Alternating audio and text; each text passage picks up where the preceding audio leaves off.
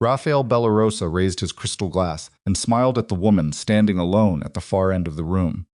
"Tell me, Amara," he said, loud enough for every person in that gilded dining room to hear, "did you marry my brother for love, or did you simply decide that a Bellarosa last name was the fastest elevator out of wherever it is you came from?"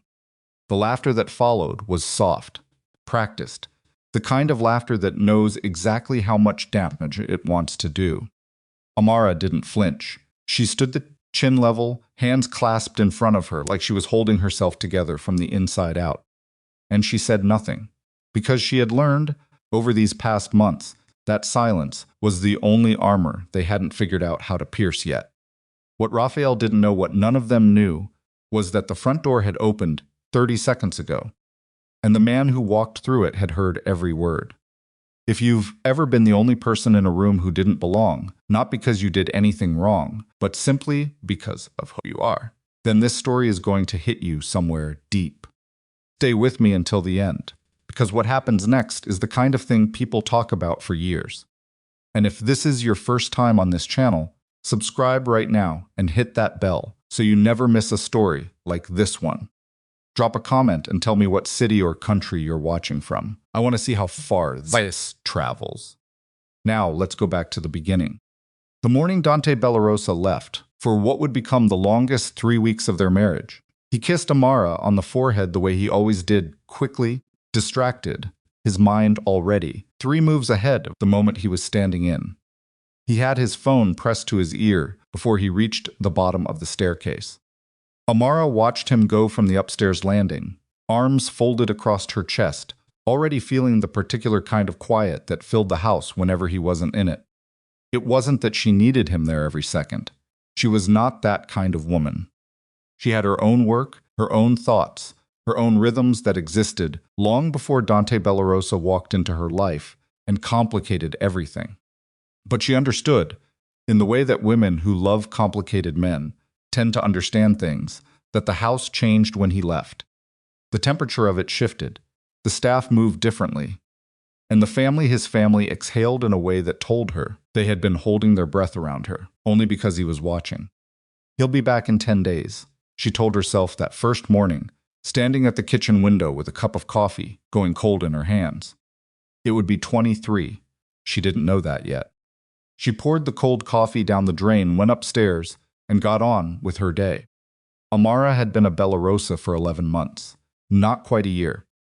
Long enough to know the layout of every room in the estate, the names of every staff member, the particular way the old house groaned in the wind at night. Not long enough, apparently, to be considered real. She had known going in that it wouldn't be easy. Dante hadn't pretended otherwise. On their 3rd date, sitting across from her in a restaurant that cost more per plate than her first month's rent in graduate school, he had looked at her with those dark, steady eyes and said, "My world is not simple, Amara. And my family is complicated. I need you to understand that before this goes any further." She had appreciated the honesty. She had not fully appreciated what complicated meant until she was living inside it. The Bellarosas were old money wrapped around old violence, wrapped around a particular kind of pride that had calcified over generations into something closer to religion. They believed in bloodlines the way other people believed in scripture. They had rules about who belonged and who didn't, and those rules had never been written down because they had never needed to be. Everyone in their world understood them instinctively. Amara did not come from their world. She came from a 2-bedroom apartment in Baltimore, a mother who worked nights, a father who showed up sometimes and then didn't. She had put herself through college on scholarships and sheer stubbornness, finished her master's degree at 26, and built a small but respected career in nonprofit development before she ever heard the name Bellarosa. She was accomplished by any reasonable measure. She was proud of what she had built. She did not think she had anything to apologize for. But the Bellarosa family had a different measure for everything. The first sign had come at a dinner 2 weeks after the wedding. Dante's aunt, a thin-lipped woman named Carmela, who wore her silver hair pulled so tight it seemed to lift her eyebrows into permanent disapproval, had looked across the table at Amara and said, "So you went to school in the city?" "Johns Hopkins," Amara had said, for my undergraduate and my master's.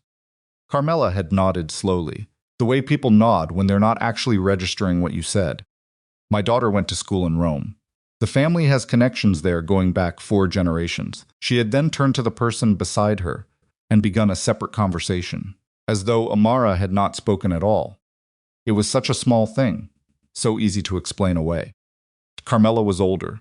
She was set in her ways. She probably treated everyone like that. Amara had told herself all of it. She got better at telling herself things over the following months. By the time Dante left for his business crisis, something involving a shipping dispute in the Southern Territories that required his personal presence, and, apparently, the complete suspension of his ability to answer text messages promptly, Amara had developed an entire internal language for the moments that stung. She called them misunderstandings. She called them cultural differences. She called them personality clashes and generational gaps and the inevitable friction of a new marriage finding its footing. She did not call them what they were. The first week after Dante left, Amara kept to herself. She worked from the estate's smaller sitting room, the one the family rarely used, coordinating grant proposals for the Bellarosa Foundation, which technically operated under the family name but had been functionally neglected for the better part of 3 years before she arrived.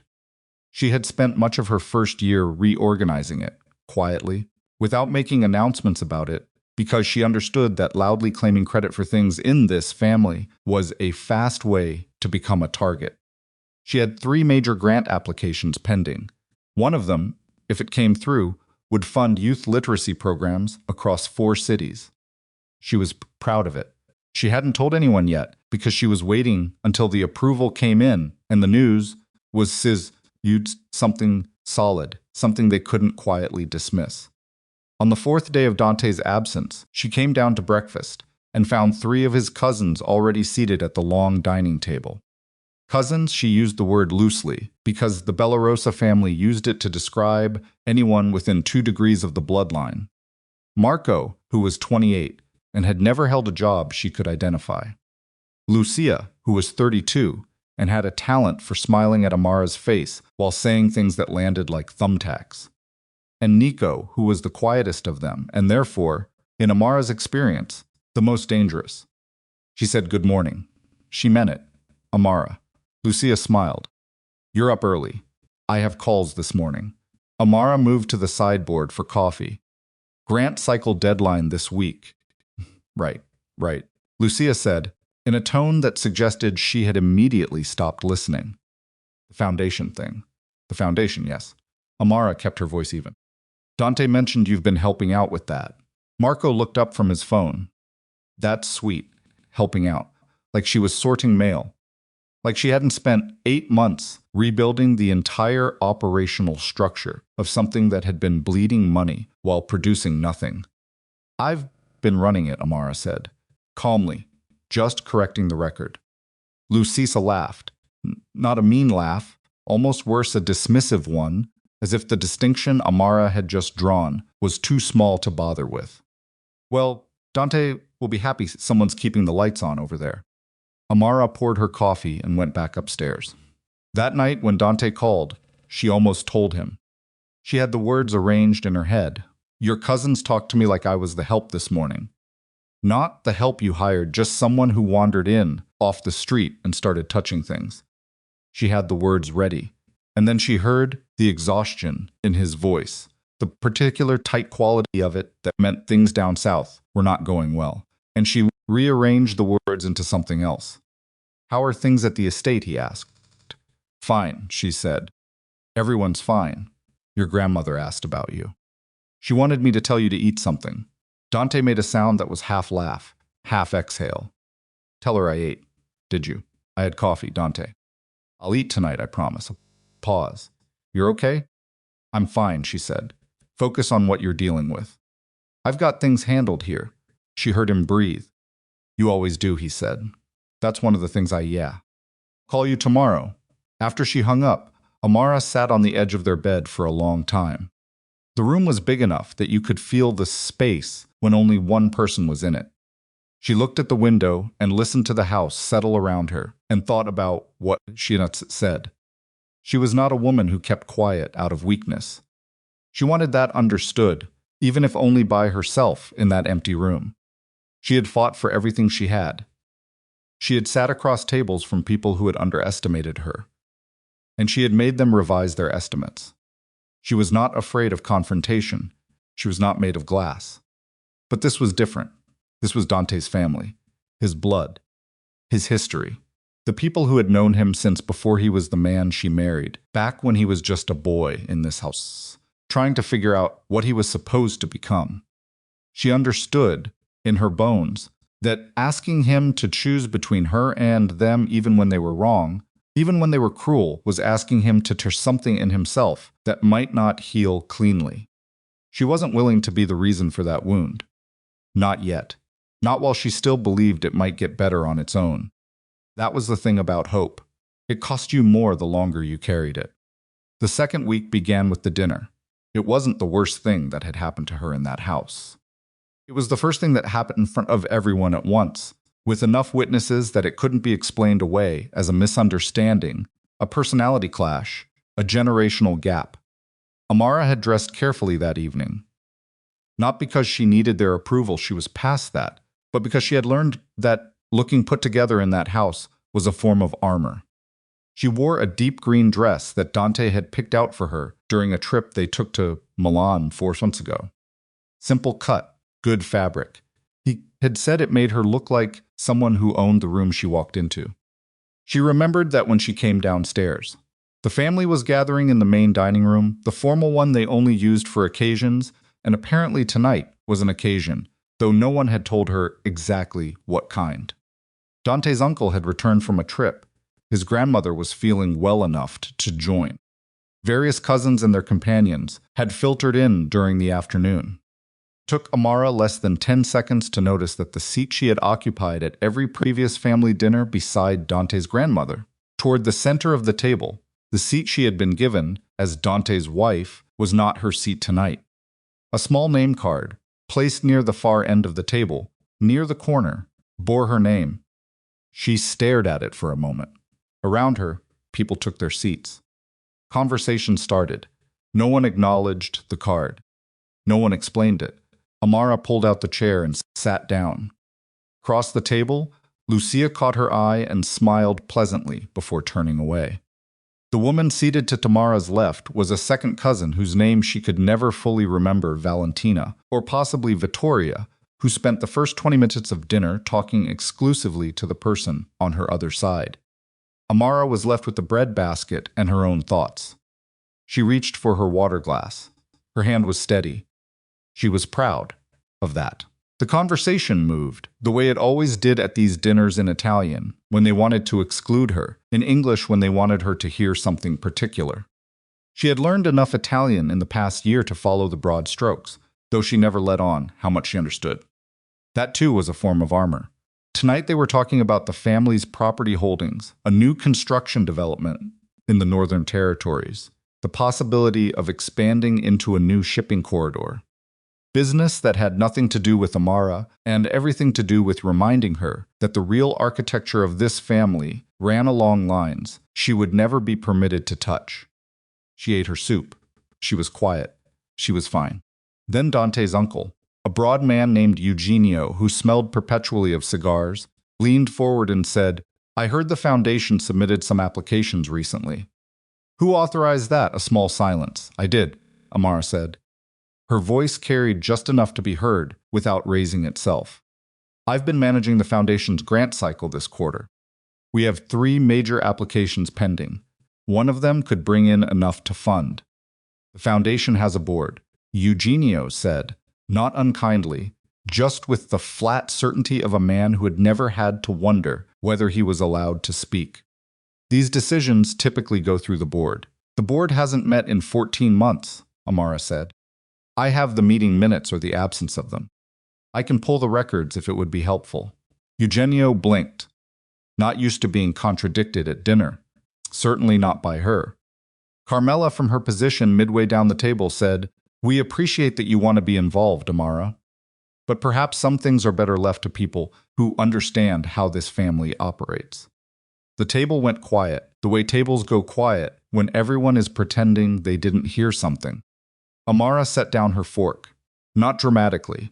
She just set it down because her hand wasn't going to hold it steadily in that particular moment, and she was not going to give anyone the satisfaction of watching it shake. I understand, she said, and she let the subject die. But Valentina or Vittoria, the woman to her left, who had not spoken to her in 40 minutes, chose that moment to lean slightly toward the person across from her and say, in a murmur clearly intended to be overheard, Dante always did have a soft heart. Remember that stray dog he brought home when he was 12? Kept it for 2 years before it ran off. The woman across from her pressed her lips together to contain something that was almost a smile. Amara heard every word, every single one. She picked up her fork and finished her meal. She did not cry until she was back in her room, door closed, sitting on the floor against the bed with her back to the mattress, because sitting on it felt too exposed, and she needed to feel something solid behind her.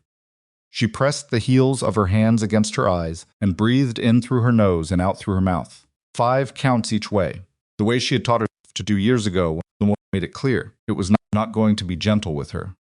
She was not weak. She wanted that on the record, even if the only record was her own memory. She was just tired, and she still had 11 more days before he came home. Except it wasn't 11 days. It stretched to 17, then 20. He called when he could, and she answered, and she said fine every time he asked, and she was convincing enough that he believed her, because she had spent her whole life being convincing when it mattered. What she didn't tell him, that she had started taking her meals in the smaller sitting room to avoid the dining room entirely. That Lucia had told her, pleasantly and with a smile, that her input on the summer gala planning was really not necessary. We've been doing this for years, but thank you. That one of the distant cousins had asked her, with what appeared to be genuine curiosity, whether she had grown up in the projects because he had read something about Baltimore once. She had looked at him for a long time.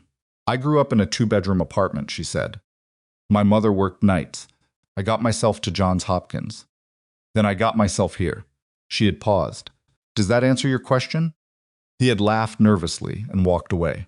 She had gone to the garden after that and stood in the cold for 15 minutes just to feel something straightforward.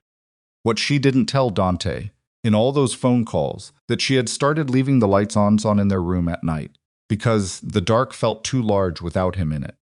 That she had stopped suggesting things at family meals because the silence after her suggestions was worse than not speaking. That she had begun to understand, slowly and with great reluctance, that his family didn't simply not know her. They had decided not to know her. There was a difference. One left room for change. The other did not. She still believed she could change it. She still believed that if she was patient enough, gracious enough, present enough, they would eventually have to look at her and see a person rather than a problem. That belief was costing her something she couldn't name yet. On the 22nd day, there was a gathering. Not a formal dinner this time. Something looser, a party of sorts. The kind the Bellarosa family threw without much notice when enough people happened to be in the same place. Music from the next room. Good wine. The warm noise of people who had known each other their whole lives filling a space with the easy shorthand of shared history.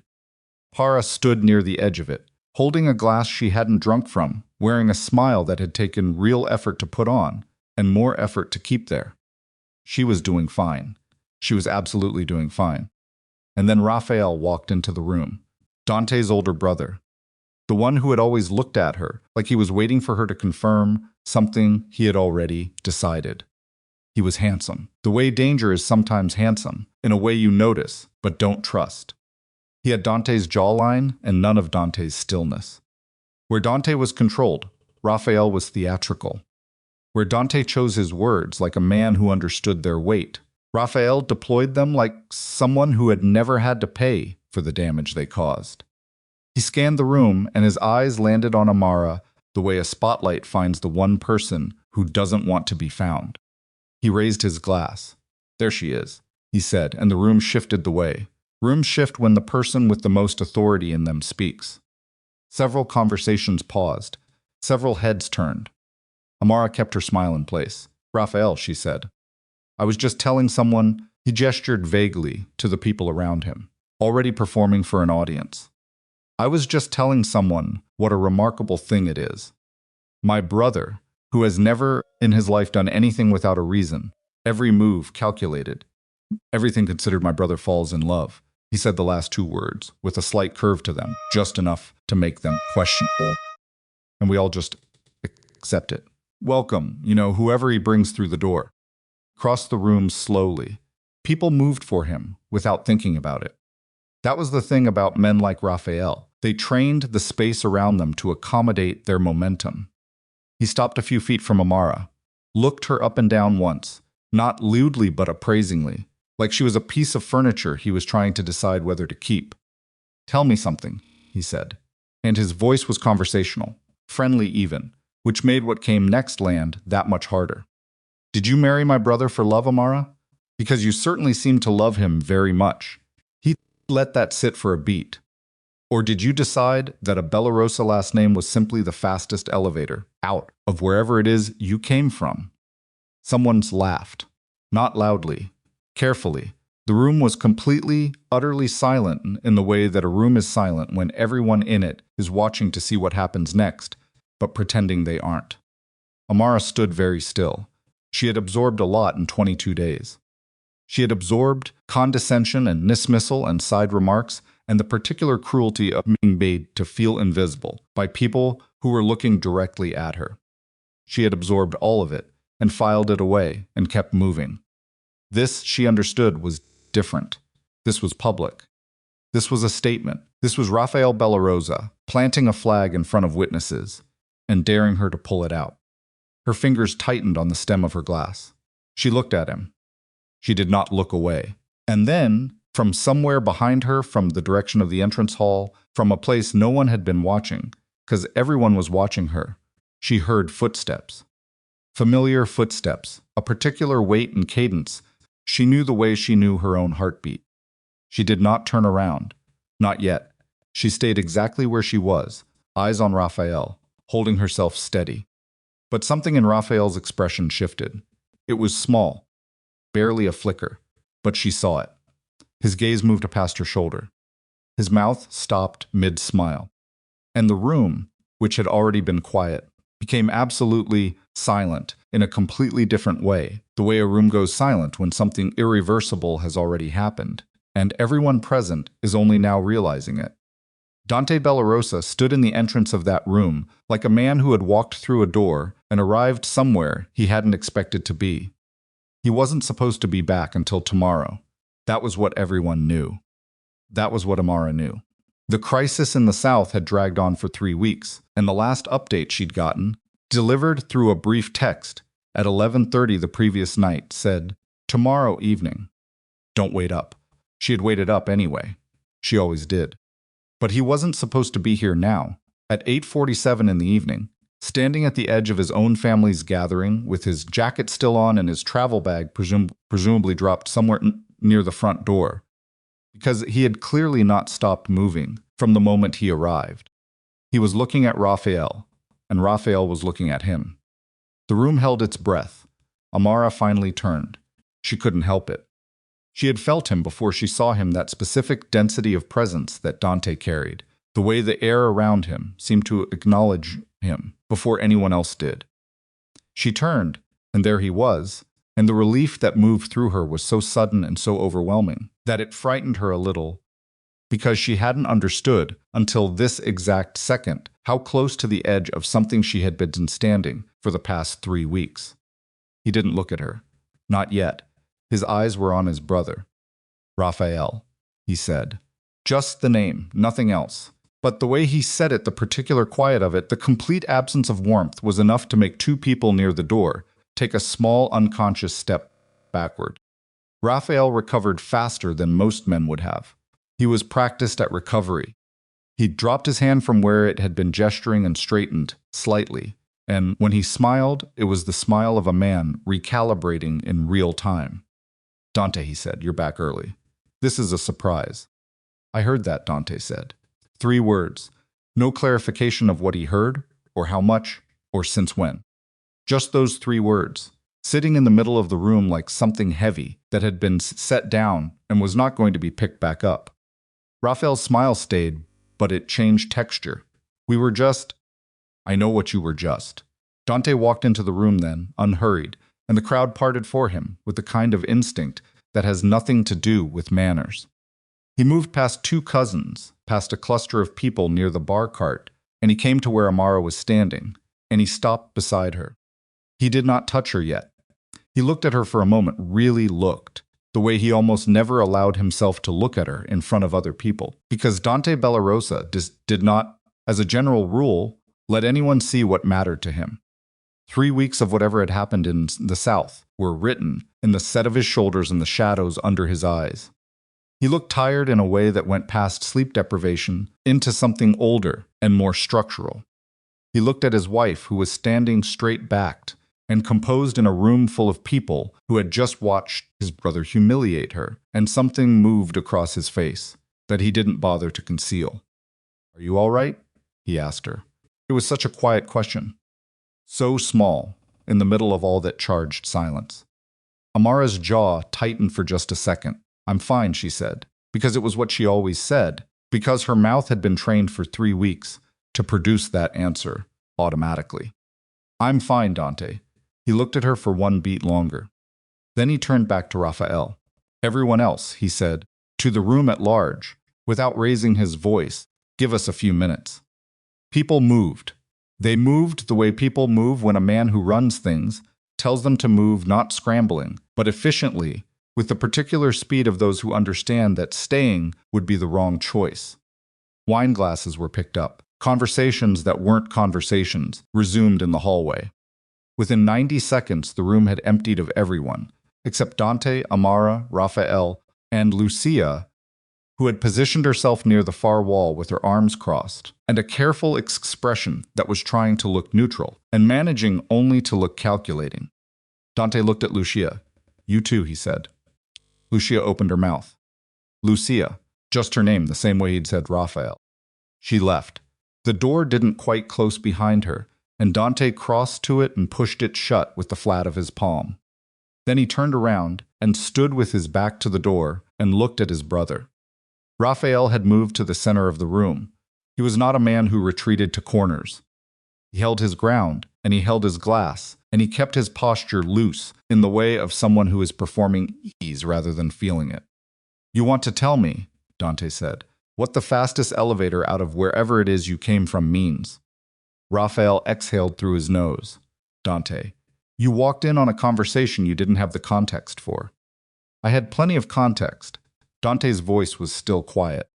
This was the thing about Dante that people sometimes forgot until they were reminded he did not get loud when he was angry. He got quieter. He got more precise. "I was standing in the hall for longer than you think." Something shifted in Raphael's expression. A recalculation. "She's your wife," Raphael said. "Not a Bellarosa. There's a difference." Amara heard that. It landed in her chest with the dull accuracy of something that had been aimed carefully. Not a Bellarosa. She had heard variations of this sentiment for 11 months. It never stopped having weight. "Say that again," Dante said. "I'm saying what everyone in this family has been thinking since the wedding." Raphael set his glass down on the table beside him slowly, and when he straightened, there was something almost relieved about him. The way people look when they've finally said the thing they've been holding.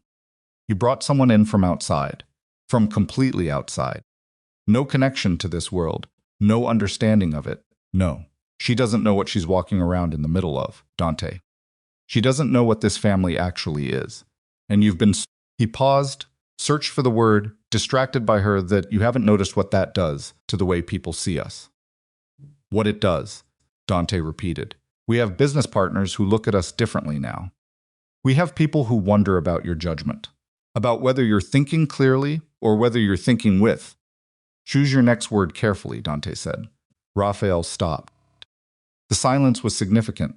"She doesn't belong here," Raphael said finally, and he said it not cruelly but with a kind of flat conviction, the way someone states a fact they're tired of dancing around. "I know that's not what you want to hear, but someone in this family has to be honest with you. Honest, Dante said. Yes. You want to talk to me about honest? Dante took a slow step forward. Just one. 3 weeks I'm gone. 3 weeks handling a situation that almost cost us everything in the South. And I mean everything, Raphael. Not the kind of everything where we lose a contract, the kind where we lose people. And while I'm doing that, while I'm down there keeping this family's interests intact, my wife is here. Another step. In our home. Being managed by you. Managed is a strong... What would you call it? Raphael's jaw moved. She was treated like a guest. She is not a guest. Dante's voice had dropped so low, now that Amara found herself leaning slightly forward without meaning to do. She is my wife. She lives in this house. She sits at that table. And from what I have seen tonight, and what I am understanding from the way she's been looking since I walked in the door, that is not how she has been treated. Turned then. Looked at Amara directly. How long, he asked her. She knew what he was asking. The full weight of it. Not just tonight. How long has this been going on? Dante, Amara. How long? She held his gaze. She thought about 23 days of small cuts, and the cold coffee she poured down the drain, and the seat at the far end of the table, and the stray dog remark that she had never told anyone about. She thought about all the times she had said fine. A while, she said. She watched him absorb that. She watched the exact moment it hit him, not the anger that was already there, but the specific shape of the wound beneath it. He had been away. He had trusted the house to hold together. He had trusted his family. He had believed, on some level, that the complicated relationship between Amara and the Belaroses was a slow burn that was gradually warming, rather than one that had been turning to damage while his back was turned. She watched him understand that he had been wrong. A while he said quietly, not to her, not to Raphael, just to himself. Raphael moved. He came around the table, hands up, voice shifting into the register of reasonable men having reasonable disagreements. Dante, let's not do this tonight. You just got back. You're exhausted. You're reacting. I am not reacting. The words came out flat and absolute. I am deciding. Deciding what? Dante looked at his brother. The look lasted long enough that Raphael, for the first time, dropped his gaze. Just briefly. Just for a moment. But it happened. That is a conversation for tomorrow, Dante said. You should go. This is my family's. Go, Raphael. Raphael looked at Amara once. It was not an apologetic look. It was the look of a man who believed he was right and was simply recalibrating the timing of how he'd prove it. He picked up his glass. He walked to the door. He opened it without another word and left it open behind him. The room was quiet. Dante stood where he was for a moment, and then something went out of his posture, not the control. That stayed, but the performance of control, the part that had been holding him upright for Raphael's benefit. He looked, suddenly, like a man who had been traveling for 3 weeks and had arrived home to find a different house than the one he'd left. He crossed to the sideboard and poured 2 fingers of whiskey and drank half of it, standing there with his back to the room. Then he turned around. Sit down, he said. Not a command. Almost a request. Amara sat in one of the chairs near the fireplace. Dante sat in the one across from it, elbows on his knees, glass hanging from his fingers. For a moment, neither of them spoke. I want to know, he said. Everything. Not the version where you tell me it's fine. Amara looked at him. She looked at the lines around his eyes that had deepened in 3 weeks, and the way he was holding himself, like something that had been under pressure for too long. And she thought about how carefully she had protected him from this. How much effort she had put into carrying it herself. It'll make you angry, she said. I'm already angry. More angry. Tell me anyway. So she told him. She started with the name card at the dinner, the small one. The one that seemed too petty to even mention, but that she hadn't been able to stop thinking about for 2 weeks. She told him about the foundation meeting, about Eugenio's tone, about Carmela's quiet dismissal and the stray dog remark. She told him about the mornings she had taken breakfast in the sitting room to avoid the dining room. She told him about the cousin who had asked about the projects. She told him the specific words, not summaries, the actual words, because she had carried them so long that they were memorized by now, burned in at the exact temperature of the moment they were delivered. Dante did not interrupt. He sat across from her, and he listened with the particular stillness of a man who is making himself hear something rather than flinching away from it. His glass went empty somewhere in the middle of it, and he set it on the floor beside his chair and didn't get up to refill it. His hands clasped between his knees. She talked for a long time. When she finished, the fire in the grate had gone lower. Neither of them had noticed. "Why didn't you tell me?" he asked. "Because you had enough." She was not accusatory about it. Just true. That stopped. Started again. "Amara, you are my wife. What happens to you while I'm gone is not a secondary concern." "I know that. Do because it sounds like you spent 3 weeks deciding what I could and couldn't handle." "It sounds like that," she said, "because that's what I did." She held his gaze. "And I'd probably do it again, because I know what was at stake for you down there. And I know how you carry things. And I didn't want to be one more thing you were carrying." Dante leaned back in his chair and put his hands over his face for a moment. Then he dropped them. "I don't want you to protect me from my own family," he said. "I know, it's not your job. I know, Dante. And it's not, he exhaled. "I brought you into this house. I told you it would be complicated, and I made it sound like a warning. And it should have been an action plan. He stopped. "You couldn't have predicted I could have made it clearer," he said, "from the beginning. I could have made it very clear what my wife's position in this family was and what the consequences would be for anyone who failed to understand it." He paused. "I didn't do that." "No," Amara agreed. "Because I thought," he searched for the honest word, "because I thought they would eventually just see you, the way I see you, and that would be enough." She looked at him. "That's not how people work, Dante. I know that now. You've always known that. You just didn't want it to apply to this situation." He didn't argue with her. That was one of the things about Dante that she loved, and found maddening in equal measure when he was wrong and knew it. He didn't fight it. He just sat with it. "What do you need from me?" he asked. She thought about it. Not the automatic answer, "Fine. I'm fine. It's fine." The real one. "I need it to stop," she said. "Not because you forced them to be polite to me. Because they actually understand that it is not acceptable. That might take time. I have time." She held his gaze. "What I don't have is more of this. I can't keep eating breakfast alone to avoid the dining room, Dante. I can't keep watching people laugh at something I said in front of me. I will leave before I do that." Silence. "You'd leave," he said. "I don't want to, but I would." He nodded. Not quickly. He nodded, the way someone nods when they're acknowledging a line in the ground they hadn't seen clearly until now. "Okay," he said. "Okay, I hear you." He stood, picked up the empty glass from the floor, set it on the sideboard.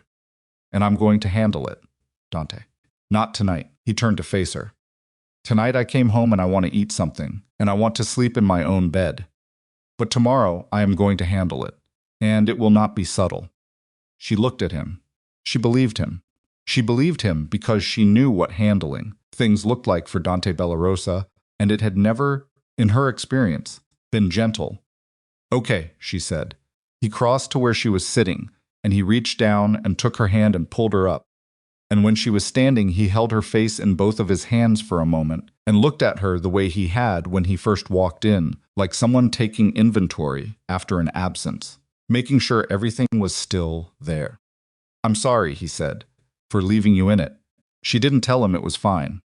She let him hold her face. She breathed. She said, "Don't do it again." He pulled her into his chest. She let him. The fire cracked in the grate behind her. She thought, tomorrow is going to be bad. She thought, good. She was so tired of quiet. What neither of them knew, standing in that room while the rest of the house moved in its cautious, recalibrated orbit around them, was that Raphael had not left the estate. He had walked down the hall. He had turned the corner. He had waited until the door to the sitting room was closed. Then he had taken out his phone and made a call. It lasted 4 minutes. When it ended, he walked to the kitchen, poured himself another drink, and stood at the counter with the particular expression of a man who has just made a decision he cannot unmake and has decided he doesn't want to. Lucia found him there 20 minutes later. She came in quietly and stood in the kitchen doorway and looked at him in a way that asked the question without asking it. I called Matteo, Raphael said. Lucia went very still. Raphael. He deserves to know what's happening in this family. He's been asking for weeks. Matteo Caruso asking questions about our family is not an invitation. He's an ally. He's an ally who would like very much to stop being an ally and start being something else. Lucia's voice was controlled, but her hands had found each other, fingers interlocked tight. What did you tell him? That Dante came back early. That there's friction. That the situation with his wife is creating. He paused. Complications. You told Matteo Caruso that there are complications inside this family. Lucia said it slowly. Like a person translating something into a language they wished they didn't know. I told him the truth. The truth. She stepped into the kitchen, voice dropping. Raphael. Matteo has been looking for a crack in this family for 2 years. You just handed him a crowbar and told him where to put it. I handled it. You called him tonight. Without telling Dante. While Dante is in the next room, her voice was thin as wire. Do you understand what happens if Dante finds out you did that? Raphael drank his whiskey. Said nothing. Do you understand what happens to us if Matteo decides to use what you gave him? I know what I'm doing. No, Lucia said. She unclenched her hands. Looked at her cousin with an expression that had no warmth in it at all. You know what you want. That is not the same thing. She walked out of the kitchen. Her footsteps went down the hall, up the stairs, and disappeared. Raphael stood alone in the kitchen for a long time. He thought about what Dante had said. I am deciding. He thought about what Amara had looked like, standing in that room, absorbing his words without flinching. He had expected her to crack. He had been waiting for weeks for the moment when she cracked. A woman like her, outside of everything, surrounded by people who refused to make her comfortable, she was supposed to crack. She was supposed to show Dante that she didn't belong here, that the life was too much for her, that she would eventually choose to leave. She hadn't cracked. That bothered him more than he had admitted to anyone. He put his glass in the sink. Upstairs, in the room that had been Dante's since he was 17 years old, and had never quite lost its character as a place where serious things happened, Dante sat on the edge of the bed while Amara slept. He didn't sleep. He wasn't going to sleep for a while yet. He sat there in the dark, still in his clothes, and he thought about 3 weeks. He thought about the phone calls where she said fine, and the particular cadence of those calls, and the moments he had felt something off underneath the fine, and had let himself believe it was exhaustion or bad reception, or the particular emotional static of being married to someone you miss and can't get back to quickly enough. He had known. Not completely, not with specifics, but somewhere under his attention, he had known that fine was a managed answer. And he had let himself accept it because the situation in the South was real and urgent, and the idea that his family, his blood, would use his absence to dismantle his wife's dignity was something he had not been willing to fully imagine. He had been a coward about it, was what it came down to. He turned this over in his mind, the way you turn a stone over to see what's underneath it. He was not a man who confused competence with virtue. He knew what he was capable of, and he knew what he avoided, and he tried to keep an honest account of both.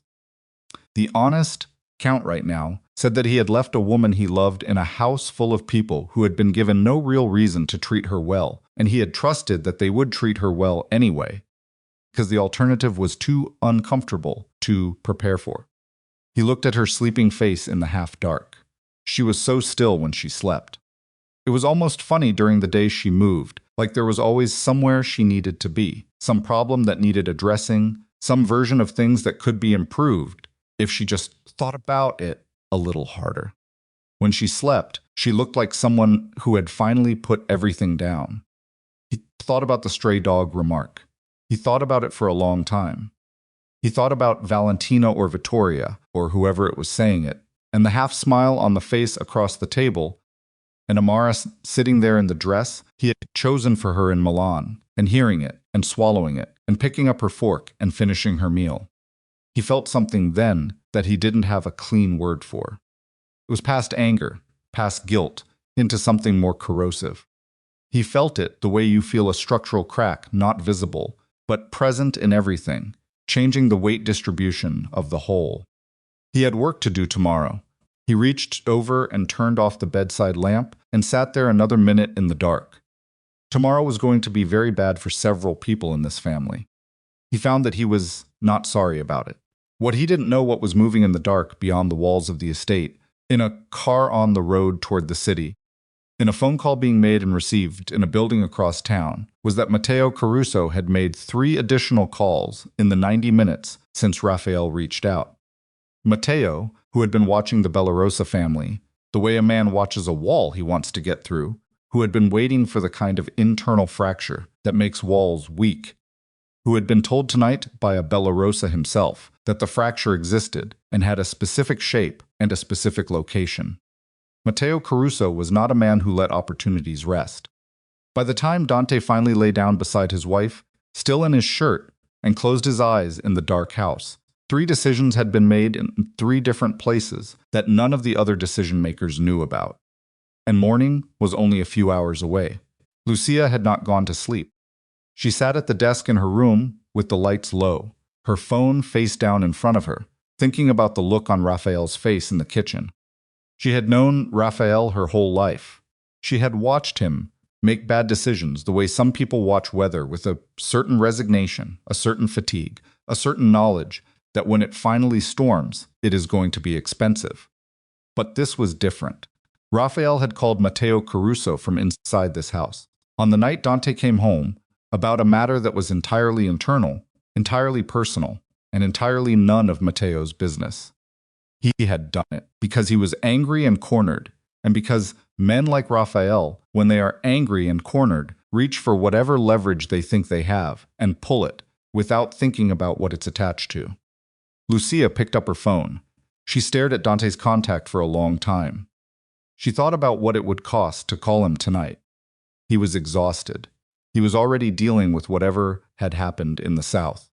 He had come home to a disaster of Raphael's making, and he had handled it with the particular contained fury that meant he was not done with it, only postponing it to a time of his own choosing.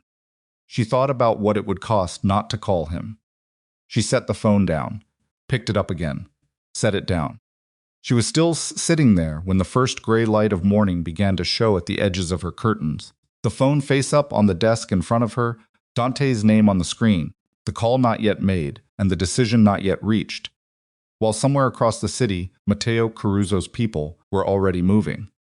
Call came at 6:14 in the morning. Dante heard it before he was fully awake, his phone on the nightstand, screen lighting the ceiling, the particular vibration pattern he had assigned to Marco Vitti, his head of security, which was different from every other vibration pattern, because Marco did not call, unless something was already wrong. He was sitting up before the second ring. Amara stirred beside him. He put his hand on her shoulder stay and took the phone into the bathroom and closed the door quietly behind him. "Talk," he said. Marco's voice was flat and controlled, the way it got when he was managing something in real time. "We picked up movement at the southern perimeter about 40 minutes ago. 2 vehicles. They didn't come through the gate. They came through the property line off the old service road, the one that hasn't been used since your father's time." Dante stood at the bathroom sink, free hand braced on the cold porcelain. "How many?" "We count 4 individuals. They're not advancing. They're positioned, watching the house. Matteo." A pause. Just one beat. But it told Dante that Marco had already reached the same conclusion and had been hoping Dante would take a different route to it. "The vehicles are unregistered. We're running the plates now, but they'll come back clean, they always." "It's Matteo," Dante said again. Not a question this time. "Yes," Marco said. "Most likely." Dante looked at himself in the bathroom mirror. He looked like a man who had slept for 4 hours after 3 weeks of barely sleeping at all, which was exactly what he was. He looked like a man who had come home to one disaster and woken up inside a second one, which was also exactly what he was. "Nobody moves until I'm down there," he said. "Don't engage, don't approach, don't let them know we've spotted them. I want eyes on those vehicles continuous, and I want every person in this house accounted for in the next 10 minutes. "Already on it," Marco said. "Dante, there's one more thing." The tone of it was enough. Dante felt something cold move through him that had nothing to do with the bathroom tile under his feet. Raphael made a call last night, Marco said. After you got back. We log all outgoing calls from the estate standard protocol. You set it up yourself 4 years ago. The call was 43 minutes after your conversation with him. Duration, 4 minutes and 18 seconds. Another pause. The number belongs to a burner, but the cell tower it pinged puts the recipient in the Caruso building's neighborhood. The silence that followed was the kind that has texture. Dante set the phone against the edge of the sink. He breathed. Picked it up again. Get me Raphael, he said, quietly. My office. 20 minutes. He ended the call. He stood in the bathroom for 30 seconds, not moving. Looking at the man in the mirror who had come home last night to protect his wife and had woken up to discover that the damage was wider and deeper than a family dinner. He had known Raphael was difficult. He had known Raphael resented Amara's presence, resented the shift in family dynamics her arrival represented, resented, if he was being honest about it, the fact that Dante had made a choice that defied, Giro said, everything Raphael believed the Bella Rosa name should stand for. He had known all of that and had handled it the way he handled most family friction, by being the largest, most unignorable presence in the room and trusting that gravity would do the rest. He had not accounted for what Raphael might do in his absence. He had not accounted for the specific kind of desperation that lives in a man who believes he is watching everything he's entitled to slip away from him. He opened the bathroom door. Amara was sitting up in bed. She had her knees pulled to her chest and the lamp on her side on, and she was looking at him with the alert, careful expression of a woman who has learned to read the shape of bad news before it's delivered. What happened? She said. There's a situation at the perimeter. He was already moving toward the closet, pulling out clothes. Security matter. I need you to stay in this room until I come back for you. Dante Amara. He turned, looked at her directly, because she deserved that. I will explain everything later. Right now, I need you to trust me and stay here. She held his gaze for a moment. He watched her weigh it, her instinct to push, to know, to be part of what was happening, against something she saw in his face that was serious enough to override it. How long? She said. I don't know. He crossed to the bed and crouched in front of her so they were level. Lock the door after I leave. Don't open it for anyone except me or Marco. Marco you'll recognize, big guy, gray at the temples, always looks like he's doing math. The corner of her mouth moved. It wasn't quite a smile. I know who Marco is. Good. He put his hand on the side of her face for just a second. Then he stood, locked the door, he left. She locked the door. The east wing of the Bella Rosa estate had been his father's wing, and his father's father's before that, and it had the particular quality of spaces that have absorbed decades of serious conversations. The walls felt thick, in a way that went past insulation. The carpets deep, the air slightly formal, even 6 in the morning. Dante walked it without turning on lights. He knew it by feel. His office was at the end of the corridor. He went in, left the main light off, turned on the desk lamp only. The room came up in yellow and shadow. He sat behind the desk and he waited. Raphael arrived in 8 minutes. He was still in last night's clothes, which told Dante he hadn't slept either. His hair was untidy in a way that was unusual for him. Raphael was a man who maintained appearances as a matter of character, and his face had the tight, preemptive quality of someone who knows the conversation they are walking into. He stopped in the doorway. Close the door, Dante said. Raphael closed it. He didn't sit. He stood in front of the desk, with his arms at his sides, and Dante gave him credit for that, for not trying to control the room, for not positioning himself aggressively, for standing there and taking the full weight of Dante's attention without deflecting it. You called Matteo Caruso last night, Dante said.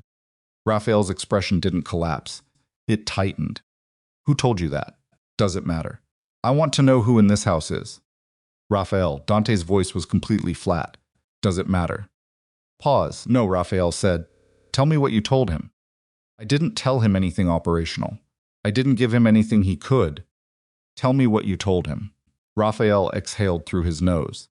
He looked for a moment, like a man trying to find the version of the truth that does the least damage.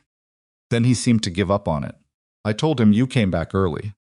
I told him there was tension in the family. I told him that your focus had been. He stopped. Say it, divided, that your focus had been divided. By personal matters. The desk lamp hummed between them. You told Matteo Caruso, Dante said, very slowly, that my attention was not fully on the business. I told him the truth. You handed him an opening. Dante stood. He didn't come around the desk. He just stood behind it, and his voice stayed at the same level, which was somehow worse than if it had risen. You told a man who has spent 2 years looking for a way through this family's defenses that there is a crack. You told him where it is. You told him what it looks like. And this morning, I have 4 of his people parked on the edge of my property, looking at my house where my wife is sleeping. The color left Raphael's face. Gradually, the way light leaves a room when a cloud passes over not instantly, but completely. They're here, he said. They've been here since before 4 this morning. Raphael said nothing. His mouth was slightly open, the way a man's mouth goes when his brain is trying to process the distance between what he intended and what he caused. I didn't think he started. You didn't think. Dante came around the desk then, slowly, and Raphael held his ground, but his body wanted to step back. Dante could see it in the small shift of his weight. You were angry. You felt cornered. You wanted leverage. And you reached for the most available thing, and you used it without thinking about what you were connected to, what this family is connected to, what could walk through the door you just opened. Dante, you cannot fix this. Dante stopped 2 feet from his brother. Matteo Caruso does not have conversations that go nowhere. He called you because he's been cultivating you for 2 years. Did you know that?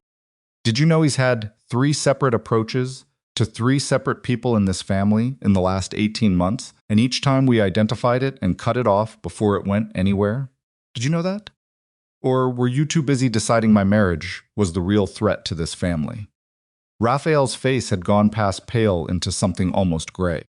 No, he said quietly. I didn't know that, because I protected you from knowing it. Because knowing it would have required you to understand exactly how exposed we are when someone inside this house gives Matteo a reason to believe we're fractured. Dante held his brother's gaze. You gave him that reason, with a 4-minute phone call, because you couldn't stand to watch my wife sit at my table. The silence after that was thick enough to press against. I didn't know, Raphael said again, smaller this time. I know you didn't know. Dante turned away, went back around the desk. That's the problem with you, Raphael. You never think past the thing you're angry about. You never look at what's behind it. He sat down. Get out of my sight. Don't leave the estate. Don't make any calls. Don't speak to anyone about anything until I tell you otherwise. Raphael moved toward the door. He stopped with his hand on it and said, without turning around, I was trying to protect the family. Dante picked up his phone. You were protecting your idea of what the family should look like. He didn't look up. Those are not the same thing. Go. The door opened and closed. Dante sat alone in the yellow lamplight of his office and permitted himself 30 seconds of something that wasn't quite despair and wasn't quite rage and didn't have a clean name. 30 seconds of sitting with the specific weight of a man who has done everything right in the South and come home to find the North on fire. Then he picked up the phone and called Marco. The next 2 hours moved at the particular speed of a crisis, being managed faster than comfort, slower than fear, in the strange compressed time of people who know what they're doing, running toward a problem that isn't yet fully visible. Dante was on the phone for most of it. Marco was in and out of the office every 15 minutes with updates. The vehicles had not moved. The 4 individuals had not advanced. They appeared to be doing exactly what they appeared to be doing, watching, waiting, taking the temperature of the house. Matteo Caruso was not a man who attacked directly. He was a man who applied pressure.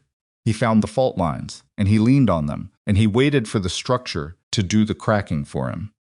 He was patient in the way that people are patient when they believe time is on their side. The call Raphael had made gave him something to lean on. At 8:15, Lucia knocked on the office door. Dante looked up.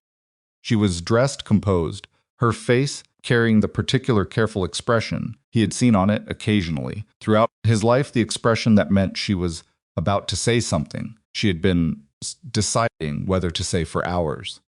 I knew he was going to call someone, she said from the doorway. Last night, when he was in the kitchen. I knew. Dante looked at her for a long moment. And I didn't call you. She came into the room and sat down across from him, spine straight, hands folded in her lap. I sat in my room for 6 hours, trying to decide whether to call you, and I didn't. And then it was morning, and I heard you on the phone in the hall, and I understood I had waited too long. Dante said nothing. I'm telling you this, Lucia said, because you need to know the full picture. And because not telling you would be the same kind of thing Raphael did. Just slower. Why didn't you call me? She met his eyes. Because I've been on Raphael's side of this for a long time, she said. Not the cruelty of it. Not what he said to Amara last night that was... She stopped. Reset. But the broader feeling that she doesn't know this life. That bringing in someone from outside creates risk we don't understand. I believed that, Dante. I still half believe it. And because I believed it, I let myself hesitate last night when I should have picked up the phone. The honesty of it was surprising enough that he let it sit for a moment before he responded. Is that an apology, he said. It's an explanation. She paused. The apology is to Amara. When this is over, he looked at his cousin, whom he had known since they were children, whom he had grown up alongside in this house, that now had 4 of Matteo Caruso's people parked on its edge. He thought about the architecture of this family, the way beliefs moved through it, the way assumptions became wallpaper, the way a woman who had done nothing wrong had been made to feel like a problem that needed solving by people who genuinely believed they were protecting something. Can you get to Amara? He said. She's upstairs. She'll open the door for you if you tell her I sent you. Stay with her until I can get up there. Lucia nodded. She stood at the door. She paused. Dante, the Matteo situation. I'm handling it. I know. But Raphael opened that door about Amara. About you being distracted. If Matteo believes that. I said I'm handling it, Lucia. She left. He sat with the phone in his hand for a moment. Then he dialed a number he hadn't dialed in several months. It rang twice. Ferraro, said the voice on the other end. It's Bellarosa, Dante said. I need a conversation with Matteo. Direct. Today. A pause. Ferraro was a broker, not an ally, not an enemy. A man who existed in the space between families and made himself useful to both. He had brokered 3 agreements in the past 5 years and had survived the collapse of 2 of them, which meant he was either very skilled or very lucky, and Dante had always suspected it was some of both. That's a fast ask, Ferraro said. It's a fast situation. What should I tell him this conversation is about? Tell him I know about the vehicles on my property line. Tell him I want to talk before anyone makes a decision they can't pull back from. Dante paused. And tell him I'm not calling from a position of weakness. I'm calling because I prefer conversation to the alternative, and I'd like him to have the opportunity to share that preference. Ferraro was quiet for a moment. I'll reach it, he said. No guarantees on timing. I need it today, Ferraro. I'll reach out, he said again, and ended the call. Dante set the phone down, pressed his fists flat against the desk surface. Breathed. The thing about Matteo Caruso, the thing that made him genuinely dangerous, rather than just powerful, was that he understood how families worked from the inside. He had grown up in one not entirely unlike the Bellarosas, had watched it fracture under pressure from within rather than without, and had drawn from that experience a set of conclusions about where the real vulnerabilities in an organization lived. Not in the defenses, in the relationships. Raphael had handed him the confirmation of what he'd suspected for months, that the Bellarosa family had a fault line running through it in the shape of Dante's marriage. That Dante's judgment was being questioned by his own blood. That the family was not unified. In Matteo's world, unified was the only thing that mattered. And now Dante had to walk into a conversation with the man and convince him that the phone call Raphael made last night was an anomaly rather than a symptom. He had to do this while 4 men sat on his property line. While his wife was locked in their bedroom with his cousin. While his brother was somewhere in this house, not making calls, and probably failing at it. He thought about Amara saying, "I will leave before I do that." Thought about the way she had said it, not as a threat, not as leverage, but as a fact. Quiet certainty of a woman who knew her own floor and was telling him where it was. He had told her he would handle it. He had not told her it was about to get significantly more complicated before it got better. He stood, buttoned his jacket, went to find Marco, because there were things to move and positions to establish and a meeting to prepare for, and Dante Bellarosa did not walk into rooms unprepared. Upstairs, in the locked bedroom, Amara sat on the window seat, with her knees pulled up and her coffee growing cold on the sill.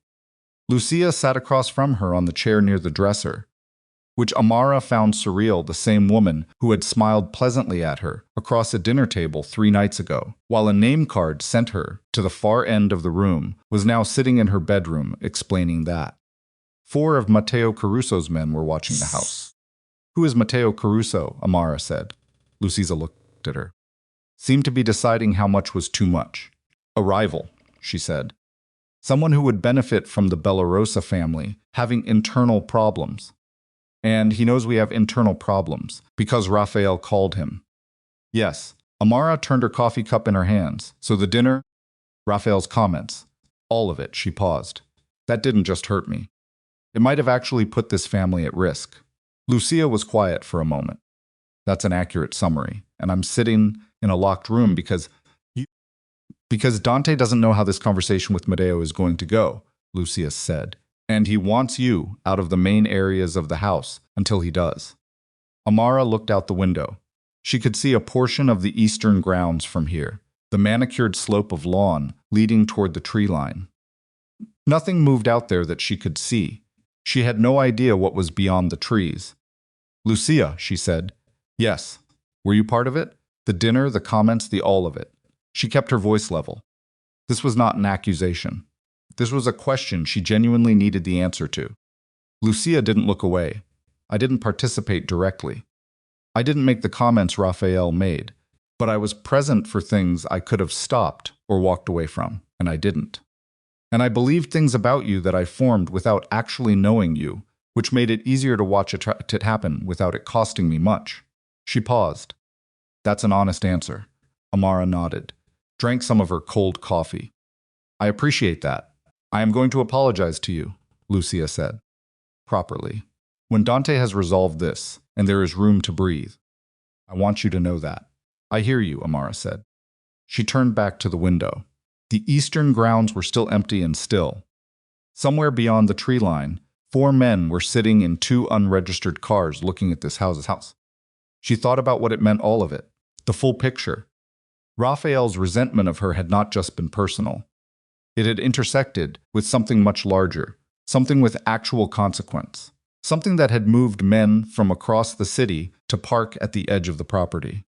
Her presence in this house, her marriage to Dante, the family's response to it, these things had created a visible crack that someone who had been waiting for exactly this kind of crack had found in the dark. She had spent 11 months trying to convince herself that the problem was small, that it was containable, that patience and grace and the refusal to become the conflict they wanted her to be would eventually be enough. She understood, sitting in the window with cold coffee in her hands, that she had underestimated the blast radius. Her phone buzzed on the seat beside her. She looked at it. A text from Dante. "Stay with Lucia. Should not be more than a few hours. I'm sorry you're in the middle of this." She typed back, "I'm fine." Then deleted it. Typed, "I know." Sent that instead. She put the phone down and looked at Lucia. "Tell me about Matteo Caruso," she said. "The real version, not the summary." Lucia looked at her for a moment. Then she began, and Amara listened because she was done being the person in this family who didn't have the information she needed to understand the room she was standing in. The meeting with Matteo happened at 2 in the afternoon in a building downtown that belonged to neither of them, a neutral floor in a building owned by a lawyer who charged him for neutrality and asked no questions about what it was used for. Ferraro had arranged it in 4 hours, which was fast, which meant Matteo had wanted it too. Dante went with Marco and 1 other man. traveling light because traveling heavy to this kind of meeting communicated the wrong thing. Matteo Caruso was 51, broad in the shoulders, with close-cropped silver hair and the particular look of a man who had made a great deal of money doing things that required a great deal of patience. He was already seated when Dante arrived. He had a glass of water and a pen he was rolling between his fingers, and he looked up when Dante walked in the way a man looks up when someone enters a room he has been comfortable in. They shook hands, both grips controlled. "Dante," Matteo said. "Matteo." Dante sat. Marco took up a position near the door. Matteo's two men were already at the corners. "I appreciate you making time. I always have time for a Bella Rosa." Matteo smiled. It was a real smile in the way that some animals show teeth, especially on short notice. "It suggests urgency. It suggests efficiency," Dante said. Matteo set the pen down. "You know, I had an interesting call last night." "I know you did." "From someone I've been meaning to have a conversation with for a while." He watched Dante's face. "Your brother is a candid man. I appreciate candor." "Raphael was angry and made a poor decision," Dante said. "People do that. They do." Matteo tilted his head slightly. "He suggested that you'd been," what was the word he used, "distracted?" He used the word distracted. Raphael was wrong. Was he? The pen was back in Matteo's fingers. "Because, from where I've been sitting, Dante, I've been watching a family that used to move with one mind start to move with several." That's not a criticism. It's an observation. Families are complicated things. Every family, Dante said, has moments of complication. The difference between a strong family and a weak one is not whether the complication exists. It's what happens to it. Matteo considered that. "And what's happening to yours?" "It's being resolved." Dante held the man's gaze without flinching. Decisively. "Today, the people who created the complication are being removed from positions where they can create it again. Your brother, among others." Matteo was quiet for a moment. He turned the pen over once. "You came down from that situation in the south quickly," he said, shifting slightly, and Dante felt the change in direction before Matteo completed it. "The shipping corridor. We heard it got complicated." "It did, and then it got resolved. Word I got was it didn't resolve as cleanly as you'd have liked. That there are still parties down there who are unsatisfied." There it was. The second piece. Dante had wondered whether Matteo's play was purely about the family fracture, or whether he had additional information from the South. The answer was additional information. Matteo had sources in the South that Dante had not fully mapped, which meant the situation down there was more monitored than he'd understood, which meant the past 3 weeks had left more footprints than he'd managed. He was looking at a man who was holding two separate problems and waiting to see which one Dante thought was bigger. "Parties in the South," Dante said carefully, "are being engaged. It's an ongoing conversation. Nothing that represents an opening." "Of course not," Matteo said, pleasantly. "I'm not suggesting it's an opening.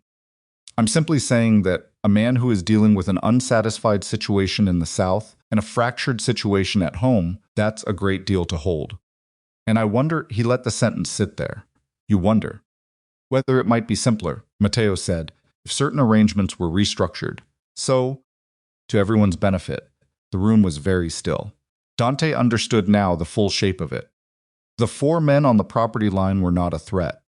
They were a demonstration, a show of what Matteo could do quietly, and without drama position people at the edge of a man's home. Let him wake up and find them there. Let him do the math. The message was not violence. It was capability. "I can be here without you knowing. I can be in places you thought were secure. What do you want to do about it?" And the meeting today was not the meeting of a man looking for war. It was the meeting of a man making an offer. Dante looked at Matteo Caruso across the neutral table in the neutral room and understood with complete clarity what the offer was, and what accepting it would cost, and what refusing it would require. He had come in here thinking this was about containing the information Raphael had released. He understood now it was about something considerably larger. Call had been a trigger. What it had triggered had been ready for months. "I appreciate the conversation, Matteo," Dante said. Kept his voice the same level, even, offering nothing. I'm going to need to think. Matteo spread his hands. Of course. Reasonable. Gracious, even. I don't ask for immediate answers. These are significant considerations, he paused. I do ask for an answer before things become less comfortable. How much time? Matteo picked up his water glass. 72 hours seems reasonable. Dante stood. Extended his hand. Matteo shook it. I'll be in touch, Dante said. He walked out of that room with Marco beside him, and he went down the elevator in silence and out the front of the building into the gray afternoon, and he stood on the sidewalk for a moment, with the city moving around him, and breathed. Marco said quietly, How bad enough? Stant said. What do we do? Dante looked at the street. He thought about the estate, about Amara in the locked room, about Raphael and the 4-minute phone call and the door it had opened. He thought about the South, about the unsatisfied parties, about how thoroughly the past 3 weeks had been observed by people he had not accounted for. He thought about 72 hours and what happened after them if he gave Matteo the wrong answer or no answer at all. He thought about the version of himself who might have, 6 months ago, navigated this by making certain quiet arrangements, deploying certain pressures, moving pieces on the board in ways that solved the external problem without addressing the thing that had made the family visible to Matteo in the first place. He thought about whether that version of himself was still available to him. We go back to the house, he said, and I make some decisions I should have made a long time ago. He got into the car.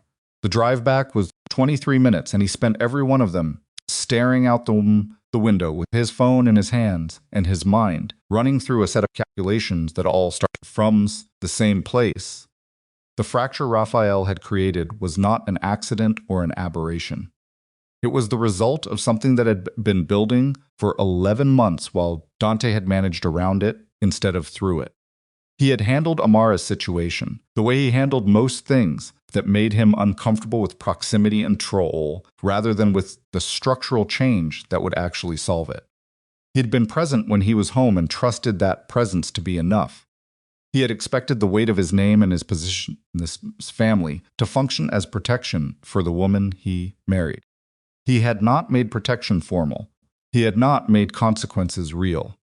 He had not stood in front of his family and said, with the same clarity and force he used for every other matter of importance to him, "This is not negotiable. These are the consequences. This is what I will do." He had loved her and trusted that it was sufficient. It was not sufficient. He had left gaps, and the gaps had filled with the worst of what his family was capable of, and now those gaps had been seen from the outside. And a man with a great deal of patience and capability was parked at the edge of everything Dante had built, waiting for an answer. Car turned through the estate gates. He looked at the house. He thought, I have 72 hours to solve a problem that has 3 moving parts, and the only way to solve it is to stop treating them as separate problems. He thought, the external threat only exists because the internal one was visible. He thought, I have to fix the inside before I can address the outside, and I have to do it in a way that is unmistakable. That cannot be misread. That gives Matteo Caruso no crack to lean against. He thought, this is going to require me to be a different kind of man than I have been in this house. Car stopped. He got out. Marco said, Raphael's not in his room. Dante turned. We did a check when you left for the meeting, Marco said. He was there. We checked again 20 minutes ago. He paused. He's not on the property. The cold that moved through Dante then was not surprise. It was the specific, hollow recognition of a man who has run out of the luxury of being surprised by the people closest to him. Find him, he said. He went inside. Raphael was not hard to find. He was at the Caruso building. Marco had the confirmation within 40 minutes, a contact 2 blocks. East had eyes on the building side entrance and had placed Raphael going in at 11:40, which was before the meeting with Dante and Matteo, which meant Raphael had not simply left the estate impulsively. He had planned it. He had waited for Dante to leave for the meeting, and then he had moved, which meant he had known about the meeting, which meant someone had told him, which meant the information chain inside the estate had holes that Marco was going to have to account for later. Later. Everything that wasn't on fire right now was later. Dante stood in the front hall of the estate with his jacket still on, and his phone in his hand and Marco in front of him delivering this information in the flat. Controlled tone of a man who understood that the controlled tone was the most useful thing he could offer right now. Still minutes, Dante said. As of 12 minutes ago, yes. Does Matteo know I know? Unknown. Dante looked at the floor for a moment. Just a second. Then he looked up. Get me a car, he said. Just you. No one else. Marco's expression did not change, but something behind it did. Dante, just you, Marco. Going to the Caruso building with 2 people is. I know what it is. Dante held his gaze. Get the car. Marco got the car. While he was getting it, Dante went upstairs. He unlocked the bedroom door, and Lucia looked up from her chair, and Amara looked up from the window seat, and he stood in the doorway and took in the specific tableau of the 2 of them, the woman he'd married, and the cousin who had finally, belatedly, decided which side of something she was on. Raphael went to Matteo, he said. To both of them, because there was no version of this where keeping Amara impartial to information still served any purpose. Amara set down her coffee cup. Her face did not go to pieces. That was one of the things he had understood about her from very early on. She received bad news with a particular quality of stillness that wasn't shock and wasn't indifference, but something between the two, a moment of absolute internal reorganization before she spoke. Why, she said. Because he's convinced himself he's solving a problem. Dante came into the room, stood at the foot of the bed. I think he believes if he goes to Matteo directly, brings him something information, access, some kind of arrangement, he can contain the situation he created. On his own terms, without me. He's trying to fix his mistake without you knowing, Amara said. He's trying to fix it in a way that gives him leverage back. Dante looked at her. The distinction matters. What does it mean for the 72 hours? He paused. She had been listening more carefully to what Lucia told her than he'd realized. It means the 72 hours may be shorter now. Because if Raphael is in that building having a conversation I haven't sanctioned, there's no controlled version of the next few days. Matteo will use Raphael to get what he actually wants, which is not in agreement with me. It's a fracture so complete that the Belarus position in the south becomes untenable, and everything we've built there goes to him by default. The room was quiet. What are you going to do? Amara said. I'm going to go get my brother. She stood up from the window seat.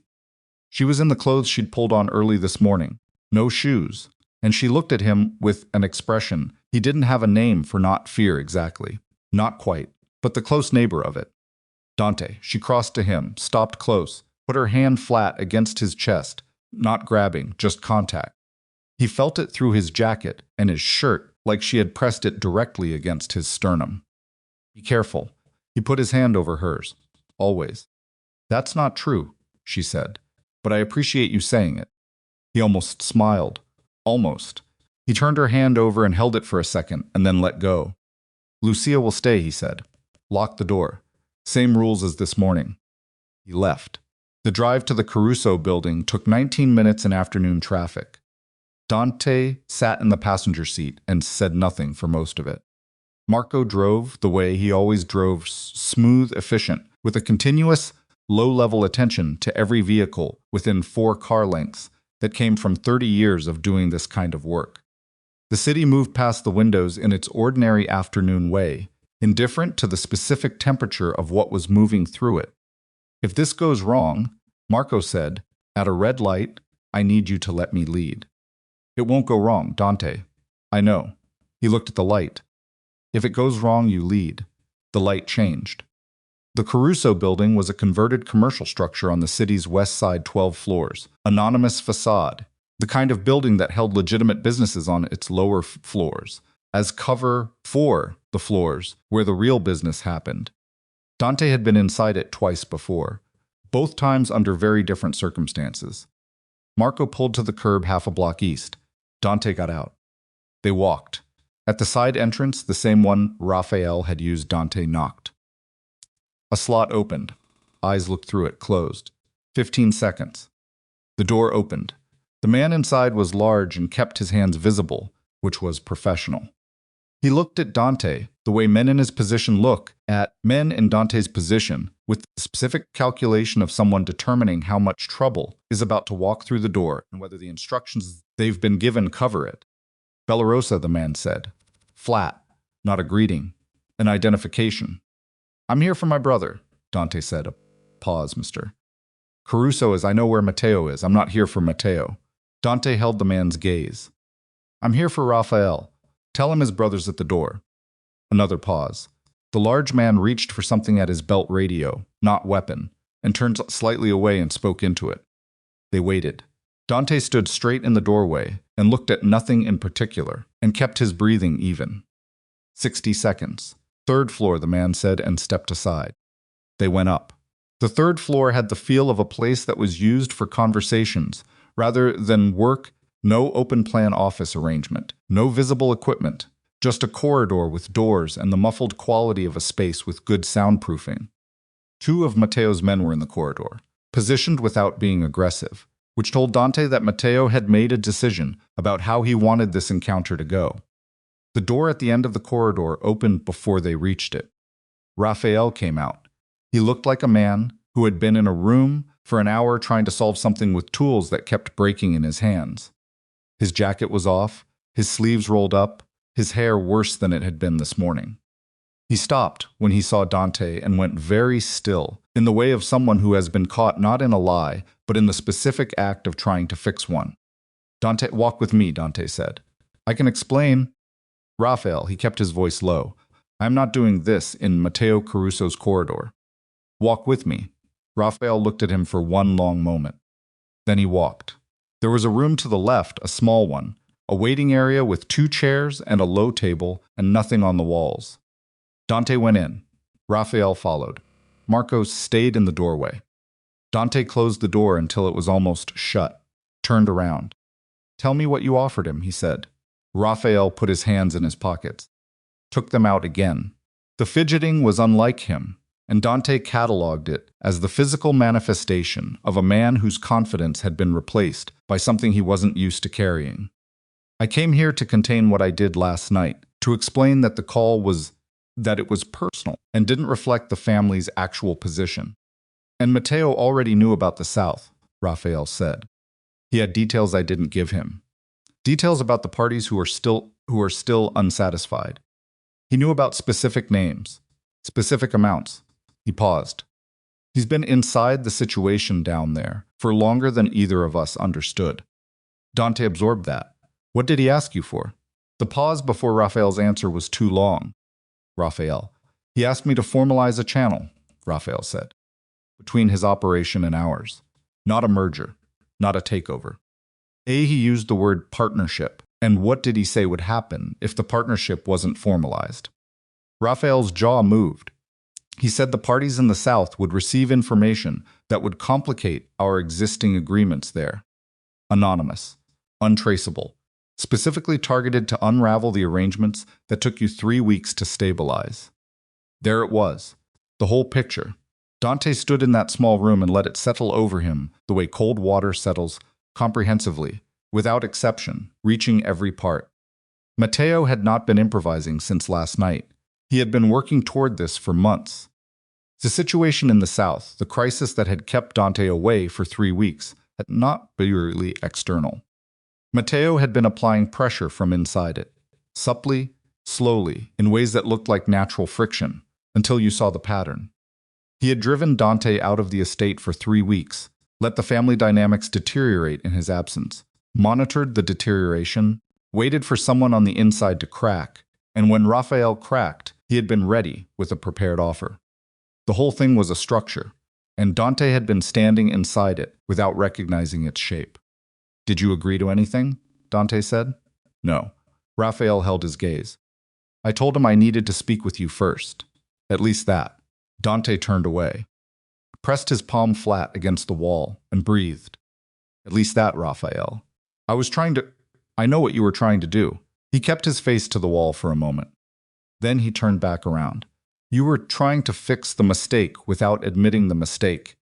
You were trying to find a path that let you come back to the estate tonight and tell me you'd handled it, that it was done. That you'd solve the problem you created, and I didn't need to be involved. Raphael said nothing, which was confirmation. You were also trying to prove, Dante said, more quietly, that you could operate at this level without me. That your judgment, when it came down to it, was sound. That you weren't just the older brother who got outmaneuvered by his own anger. The silence had a particular quality to it now, exposed. And instead, Dante said, you walked into a room with a man who has been building a trap for 6 months and handed him the last piece he needed. Raphael's face did something complicated. It moved through several expressions and landed on one that Dante had not seen on his brother's face in a very long time. Something close to broken. What do I do? Raphael said. It came out quieter than he probably intended. Dante looked at his brother. He thought about the answer that would feel best to give right now, the cold one. The one that made clear what 3 weeks of absence and 11 months of watching Amara absorb daily cuts had cost them. He thought about the answer that would be true and the answer that would be useful, and the way those two things sometimes diverged at exactly the moments they could least afford to. You come with me, Dante said, and you let me talk to Matteo, and you say nothing unless I tell you to. And when this is over, you and I have a longer conversation about the future of your role in this family. But right now, you come with me and you let me do what I do. Raphael nodded. One movement, stripped of everything. Okay, he said. Dante went to the door and opened it fully. Marco straightened in the corridor. I need to see Matteo, Dante said to the nearest of Caruso's men. The man looked at him for a moment. Then he reached for his radio. Matteo's office was on the 7th floor, and it had the quality of a room that was designed to communicate stability, everything solid, everything chosen, nothing left to chance. Matteo himself was at his desk when they came in, and he looked up without surprise, which meant he had known they were coming before they arrived, which meant the large man at the side entrance had communicated it upward.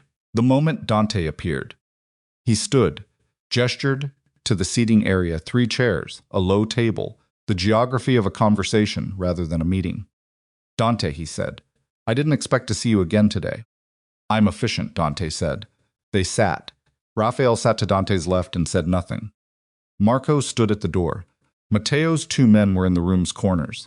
Still, professional. Your brother, Matteo said, glancing at Raphael without warmth, came to me with good intentions. I know what he came with, Dante said. I'm not here to discuss Raphael's intentions. I'm here to have a direct conversation with you about where we actually stand. Matteo folded his hands in his lap. Please, you've been working the South for months, Dante said. Not an accusation, a statement of fact, delivered without heat. You identified the friction points before I went down there. You amplified them enough to require my personal presence. You monitored the situation while I was there, and while I was there, you positioned yourself inside my family to receive information from someone who was angry and not thinking clearly. He paused. That's well constructed. I'm not going to pretend it isn't. Matteo's expression was, for the first time, something other than pleasant. I appreciate directness. Here's my direct position, Dante said. Partnership you proposed to Raphael is not going to happen. Not now. Not in 72 hours. Not restructured, not reframed, not made more palatable.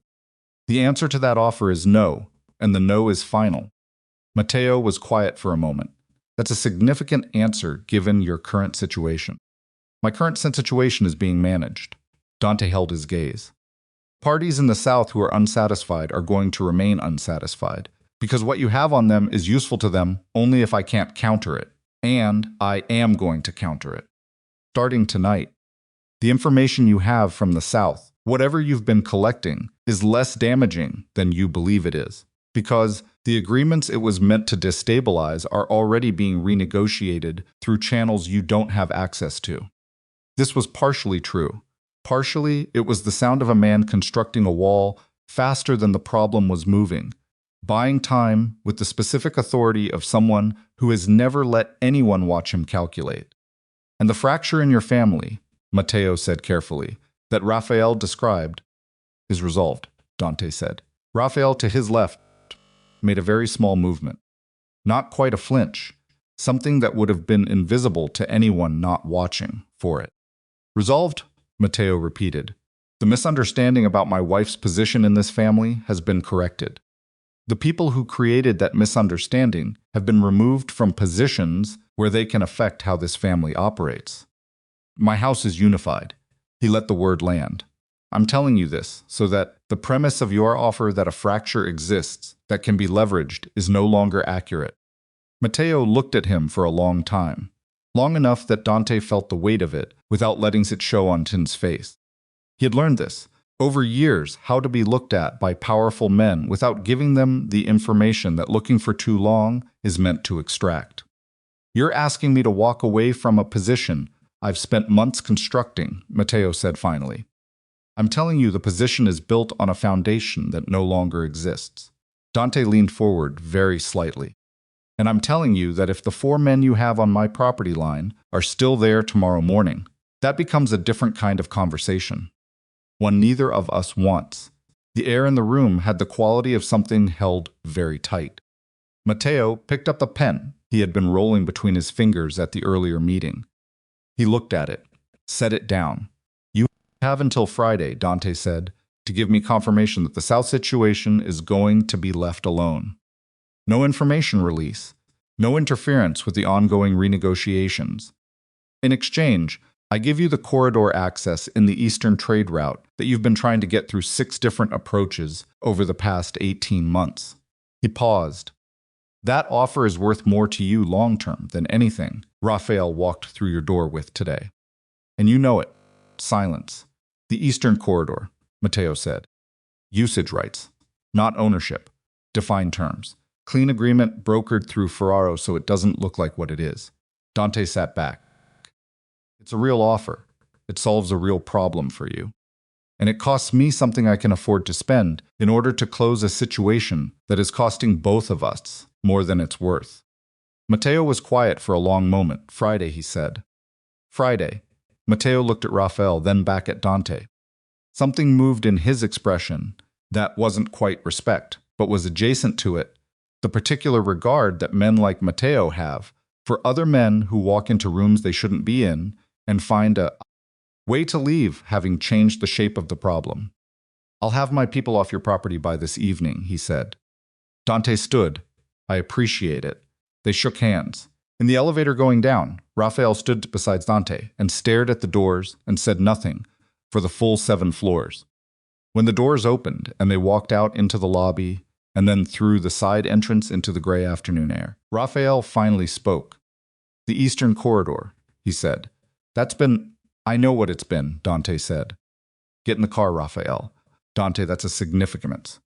Get in the car. They drove back in silence, not the silence of the morning, which had been charged with unresolved things. This silence was different. It was the silence of a situation that had been moved through rather than around, and now the other side of it was visible, and nobody was ready yet to talk about what it looked like.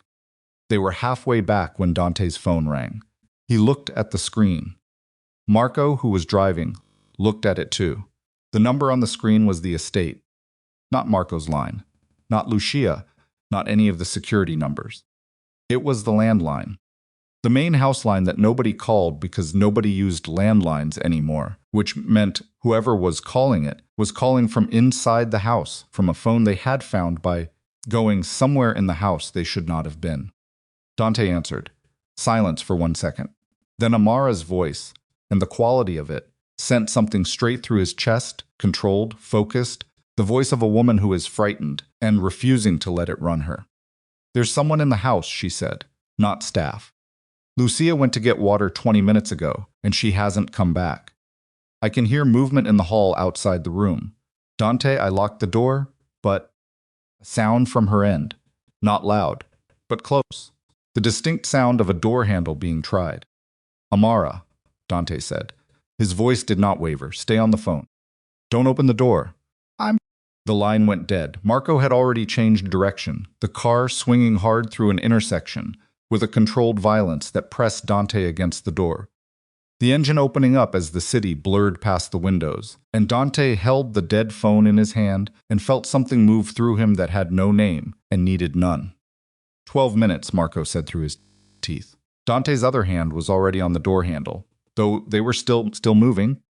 Though 12 minutes was 12 minutes, and he understood with absolute precision the distance between 12 minutes and now, and what could happen inside that distance. Raphael in the back seat said nothing. His face in the rearview mirror was the face of a man watching the full consequence of what he had set in motion. Arrive at a speed he could not stop, and could not walk back, and could not do anything about except witness. And the witnessing was its own form of damage, relentless and exact. The estate gates came into view, and Marco did not slow down for them. The car went through, and from 50 yards away, even before they stopped, Dante could see that the front door of the house was standing open, and the two security staff who were supposed to be visible at the entrance were not visible, and the house had the specific quality of a place where something has already happened, and the air hasn't caught up to it yet. That terrible, waiting stillness of aftermath that Dante had felt in other places at other times and had hoped, with everything in him, he would not feel here. He was out of the car before it fully stopped. Marco was already moving. Dante hit the front steps at a run, through the open door, into the hall, and the first thing he saw was one of his security men down, not dead, breathing, but folded against the base of the staircase with his hand pressed to the side of his head, and the particular unfocused expression of someone who had been hit from behind, very recently. The second thing he saw was Lucia, at the top of the stairs, gripping the railing with both hands, her lips split and bleeding, looking down at him with an expression that said she was upright through effort alone. "Third floor," she said. Her voice was thick. They took her to the third floor. There are two of them. They got in through the East Wing service entrance. Dante, she fought them. He was already up the stairs, taking them two at a time, Marco behind him, the house moving past him in the peripheral blur of someone who is running towards something they don't know the shape of yet and cannot afford to imagine. Second floor, third floor landing. A corridor he knew as well as his own name. The door at the end was closed. He stopped, just for 1 second. Just long enough to hear, from behind it, the sound of a voice male, low, speaking the particular careful sentences of a man delivering a message to someone he is using as the medium for that message. Dante's hand found the door. He turned the handle. The door opened. The room was one of the third-floor guest rooms, rarely used, impersonally furnished, the kind of space that exists in large houses to accommodate overflow and ends up accommodating nothing most of the year. There was a chair near the window. Amara was in it. She was not restrained. That was the first thing Dante registered, and the specific quality of relief that moved through him at that single fact was something he would not be able to describe later, and did not try to. She was sitting straight-backed in the chair, with her hands in her lap, and her chin level, and she was looking at the two men in the room with the expression Dante had seen on her face at that dinner, the one that absorbed everything and gave nothing back. There was a cut above her left eyebrow, not deep but bleeding in the thin, persistent way of scalp wounds, a thread of red that had reached her cheekbone and stopped there. Her left hand, he saw when he looked more carefully, was pressed slightly against her ribs. Not dramatically, just resting there, the way you rest a hand against something that hurts. One of the two men was near the window. The other was closer to the chair, standing with the postures of someone who had been given a job, and was doing it without particular emotion. He was holding a phone, and when the door opened, he looked up, and his expression shifted through several calculations very quickly. The man near the window reached for something at his side. Marco was already through the door. What happened in the next 11 seconds was not clean or choreographed. It was the compressed, brutal mathematics of two professionals who knew what they were doing, encountering one professional who was better at it and had significantly more motivation. Marco moved with the economical speed of a man who had been doing this kind of work for 3 decades, and there was a sound that was not a pleasant sound, and then the man near the window was on the floor. And the man with the phone had made the calculation that the phone was not the most important thing to be holding right now, and had come up with nothing better. Dante walked past all of it. He crossed the room to Amara in the chair. He crouched in front of her. He put his hands on her arms, not gripping, Just contact, and looked at her face. "I'm here," he said. She looked at him. Her eyes were steady, extraordinarily steady, in the way of someone who has been holding themselves together through an act of continuous will and is now, at the arrival of the one person they were holding themselves together for, on the very edge of letting go of it. "I know," she said. Her voice was even. "I heard you on the stairs." "Your ribs." "One of them," she said. "Maybe. I'm not sure yet." "Don't move." He stood, turned around. The man with the phone was against the wall, Marco's hand on his shoulder, and he was looking at Dante with the expression of a man rapidly reassessing the situation he had walked into. "Who sent you?" Dante said. The man said nothing. "I'm going to ask you one more time," Dante said. "And I need you to understand that the answer you give me right now is the most important you will give anyone today." The man looked at Marco's hand on his shoulder, looked at the other man on the floor who was breathing, but not participating in the conversation. "Looked at Dante Caruso," he said. Dante stood very still. He said to wait for the woman, hold her. Don't hurt her unless... The man stopped. "Unless what?" "Unless you didn't come back from the meeting the way he expected." Dante breathed through his nose and did I got a call 20 minutes ago. New instructions. The man's voice was flat, the voice of someone removing himself emotionally from what he's reporting. He said it's changed, that the deal changed, and he wanted leverage for the renegotiation. "He sent you after my wife," Dante said, "because I made him a real offer, and he wanted more." The man said nothing. He didn't need to. Dante looked at him for a long moment. Then he looked at Marco. "Get him out of here. Both of them. And call Ferraro, tell him the conversation with Matteo is over, and the terms of everything we discussed today are null. All of it." Marco nodded, "and the Eastern Corridor offer." "Gone."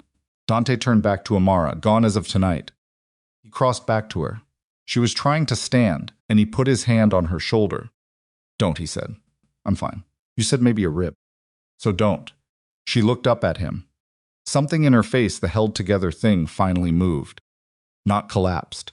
Just moved, like a wall that has been standing against pressure, finally acknowledging the pressure. "I hit one of them with the lamp," she said.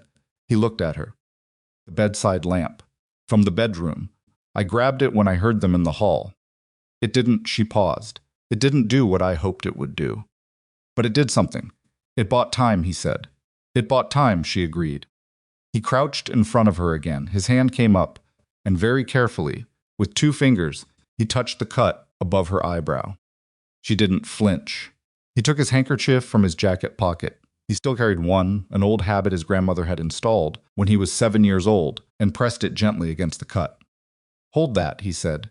She brought her hand up and held it. Their fingers overlapped for a second. "I need to make some calls," he said. "And then I need to take you somewhere a doctor can look at those ribs. And then..." He stopped, and then she said, "And then I owe you a very long conversation." She held his gaze. "Yes," she said, "you do." He stood. Made the first call standing in that room, with Amara in the chair, holding his handkerchief to her head, and the sounds of Marco removing 2 men from the premises, filtering up from the corridor. Call was to Ferraro, as promised, and it was brief and specific, and when Ferraro said Dante, the Eastern Corridor was a significant, Dante said Ferraro. "It's done. Null. All of it," and ended the call. The second call was to a doctor, not a hospital, a specific man who had served the Bellarosa family for 15 years, and understood how to ask the right questions without asking the wrong ones. The third call he made was the one that cost him the most. He walked into the corridor to make it, stood at the window that looked out over the eastern grounds and dialed. It rang 4 times. Dante Matteo's voice was careful. Careful in the way of a man who knows the conversation he is about to have. 4 of your men on my property line this morning, Dante said. 2 of your men in my house this evening. My wife is sitting in a chair with a cut on her face and possibly a broken rib. He paused. I want you to think about what you have just done. Silence. The meeting today, Matteo said, was... Don't. Dante's voice was quiet and absolutely final. Don't explain the meeting. Don't contextualize it. Don't tell me what you were trying to achieve. You sent men to my house, to the room where my wife was.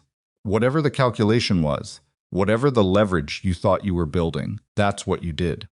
Another silence, longer. The Eastern Corridor offer, Matteo said carefully. The Eastern Corridor offer is gone, Dante said. Everything discussed today is gone, and what replaces it is a much simpler arrangement. He watched the eastern grounds through the window. Empty now. Matteo's people had pulled back before the conversation with Matteo even started, which meant someone had called them the moment the situation in the house went wrong, which meant Matteo had known within minutes that it had gone wrong. What arrangement, Matteo said. You stay out of the South completely. No interference, no information release, no contact with the parties there. In exchange, I don't spend the next 6 months making your existing operations in the Eastern District very difficult to continue. He paused. That's not a negotiating position. That's what happens now. You can decide whether the alternative is worth it. He ended the call. He stood at the corridor window for a moment. He was aware, in the part of himself, that ran the cold accounting of these situations, that what he had just done was expensive. The Eastern Corridor pulled off the table. The Matteo situation, which had been moving resolution, now converting into a standoff that would require sustained pressure to maintain. The South, still unsettled, now without the buffer that the Matteo arrangement might have provided. He had made all of it harder tonight because 2 of Matteo's men had walked into his house and put their hands on his wife. He found, standing at the window, that he could not locate the version of himself that would have done the math differently. Raphael was in the downstairs hall when Dante came down. He was sitting on the bench near the front door, the one that had been there since their childhood. The one their grandmother had put there for the specific purpose of making people sit and wait when they arrived and hadn't been invited to proceed. And he was sitting on it with his elbows on his knees and his hands hanging between them, and he looked, for the first time in Dante's memory, like a man who had run completely out of positions to take. He looked up when Dante reached the bottom of the stairs. She'll be all right. Dante stopped, looked at his brother. The doctor's on his way. Raphael nodded. He looked back at the floor. His throat moved. The men in the house, he said. Matteo sent them because the situation created opportunities, Dante said. And you created the situation. Raphael absorbed that. His hands tightened between his knees and then released. I know, he said. I want you to understand something. Dante sat down on the bench beside his brother. Not in warmth, in proximity, because what he was about to say needed to be said at close range. Everything that happened today, Matteo's play, the men on the property line, what happened upstairs, all of it, traces back to a phone call you made from inside this house because you were angry about my marriage. Raphael said nothing. I've been trying to understand it, Dante said. For 3 weeks, for longer, I've been trying to understand what it is about Amara that made you decide she was the problem. And I think I finally do. He paused. It's not who she is. It's what she represents. She represents me making a choice you didn't sanction. A choice that fell outside everything you thought you understood about how this family works and who we are. And that scared you. Because if I can make a choice that big outside the lines, then the lines aren't what you thought they were. Raphael's jaw was tight, not in anger, something else. And the lines not being what you thought they were, Dante continued, means the future you've been expecting, the role you've been expecting, the way you imagined things continuing might not be as settled as you believe. He let that sit. So you made her the threat, because she was easier to address than the actual fear.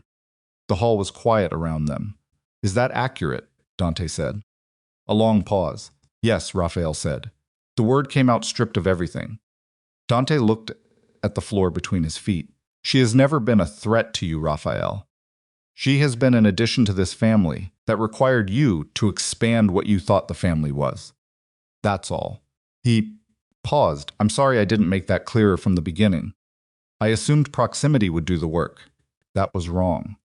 Raphael looked at him sidelong. You're apologizing to me. I'm explaining what I did wrong. Those are different things. Dante stood. What you did wrong is a longer list, and we're going to go through it. But not tonight. Tonight you're going to stay in this house. and you're going to stay out of Amara's way until she tells me she's ready to be in the same room with you, and you are going to think about what an apology looks like that actually costs you something." He paused. Not words. Something real. He went back upstairs. The doctor came at 7:15. He was a compact, unhurried man named Vitelli, who carried his bag like it was nothing, and looked at wounds the way other people looked at crossword puzzles, with focused interest and an absence of alarm. He examined the cut above Amara's eyebrow and closed it with 3 small strips of tape. He examined her ribs with his hands, and then with a portable imaging device, he pulled from his bag, and when he looked at the results, he made a sound that was not worried but was not entirely casual either. "One cracked," he said. "Not broken through. It will hurt for 3 to 4 weeks. Breathing will be uncomfortable. You'll want to avoid." "I know what to avoid," Amara said. She was sitting on the edge of the bed now, the chairs having been relocated to the room's corner by mutual unspoken agreement with everyone who had been in that third-floor guest room. "I've had bruised ribs before." Dante looked at her. "College," she said without looking at him. "Intramural soccer. Different circumstance." Vitelli gave her something for the pain, an instruction she would follow to the letter because she was, as Dante had understood from very early in their relationship, the kind of person who followed medical instructions to the letter, in the same way she followed all instructions that had a logical basis, completely and without drama. After Vitelli left, the room was quiet.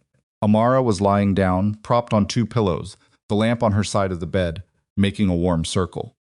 She looked tired in a way that was structural. The exhaustion that comes after sustained fear finally releases its grip when the body settles its accounts.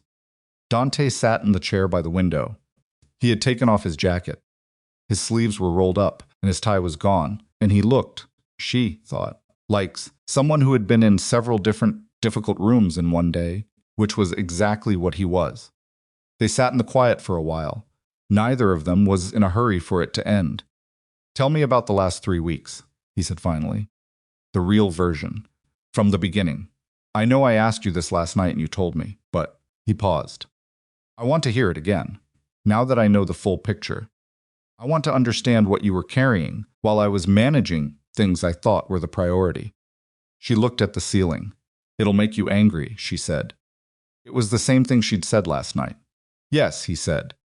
"Tell me anyway," she told him again.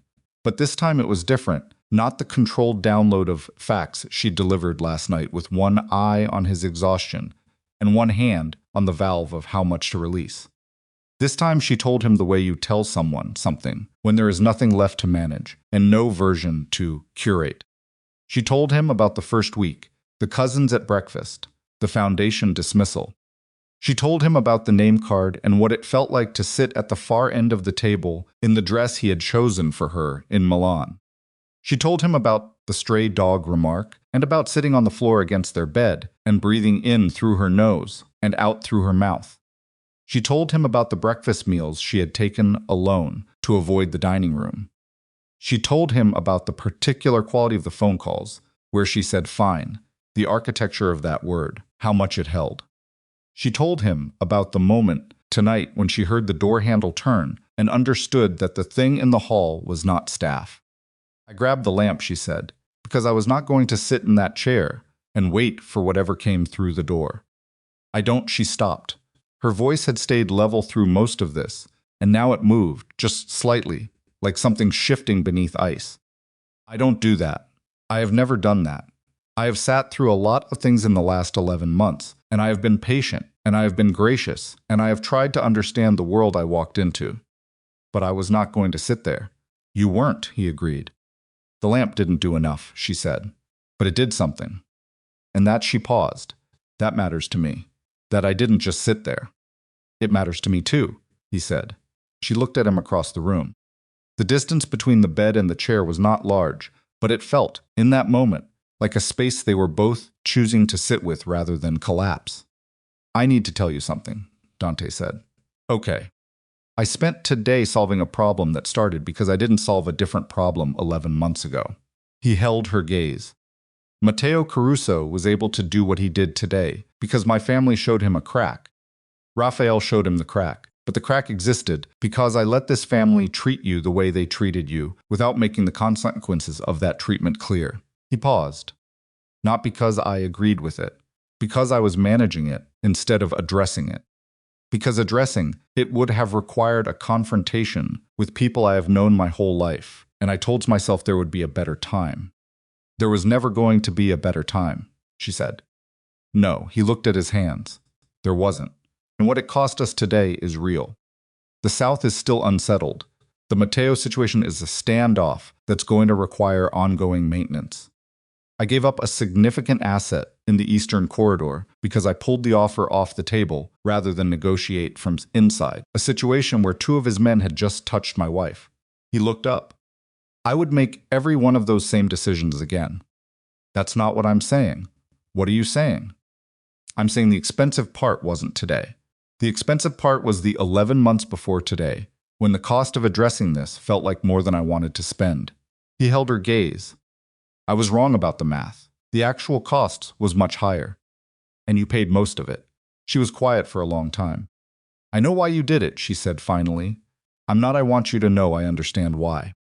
You were managing an impossible set of relationships, and you were trying to give them all time come around on their own, and you hoped your presence would be enough to keep it from going sideways.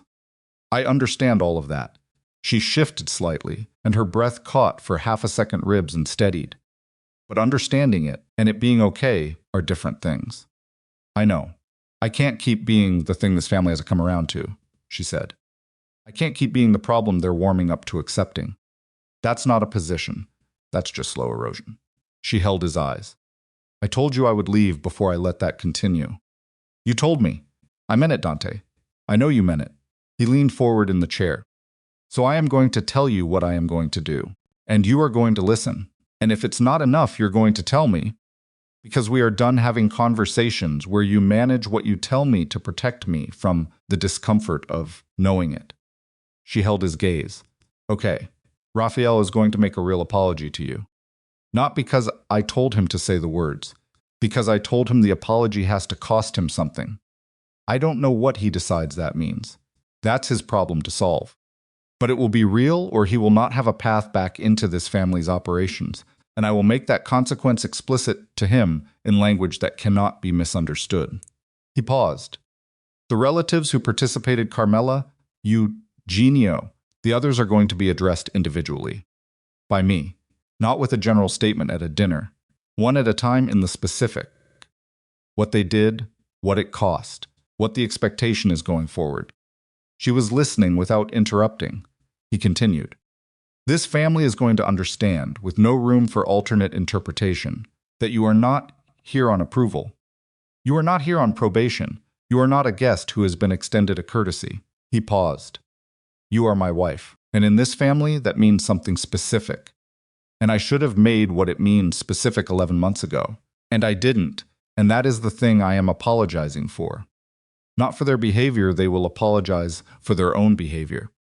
I am apologizing for not building the structure that made their behavior impossible. He looked at her.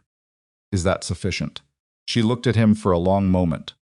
The lamp made a warm circle around her, and the cut above her eyebrow had closed, and her hand was still resting against her side, and she looked like a woman who had been through a significant amount of day and was still, in the most fundamental sense, entirely herself.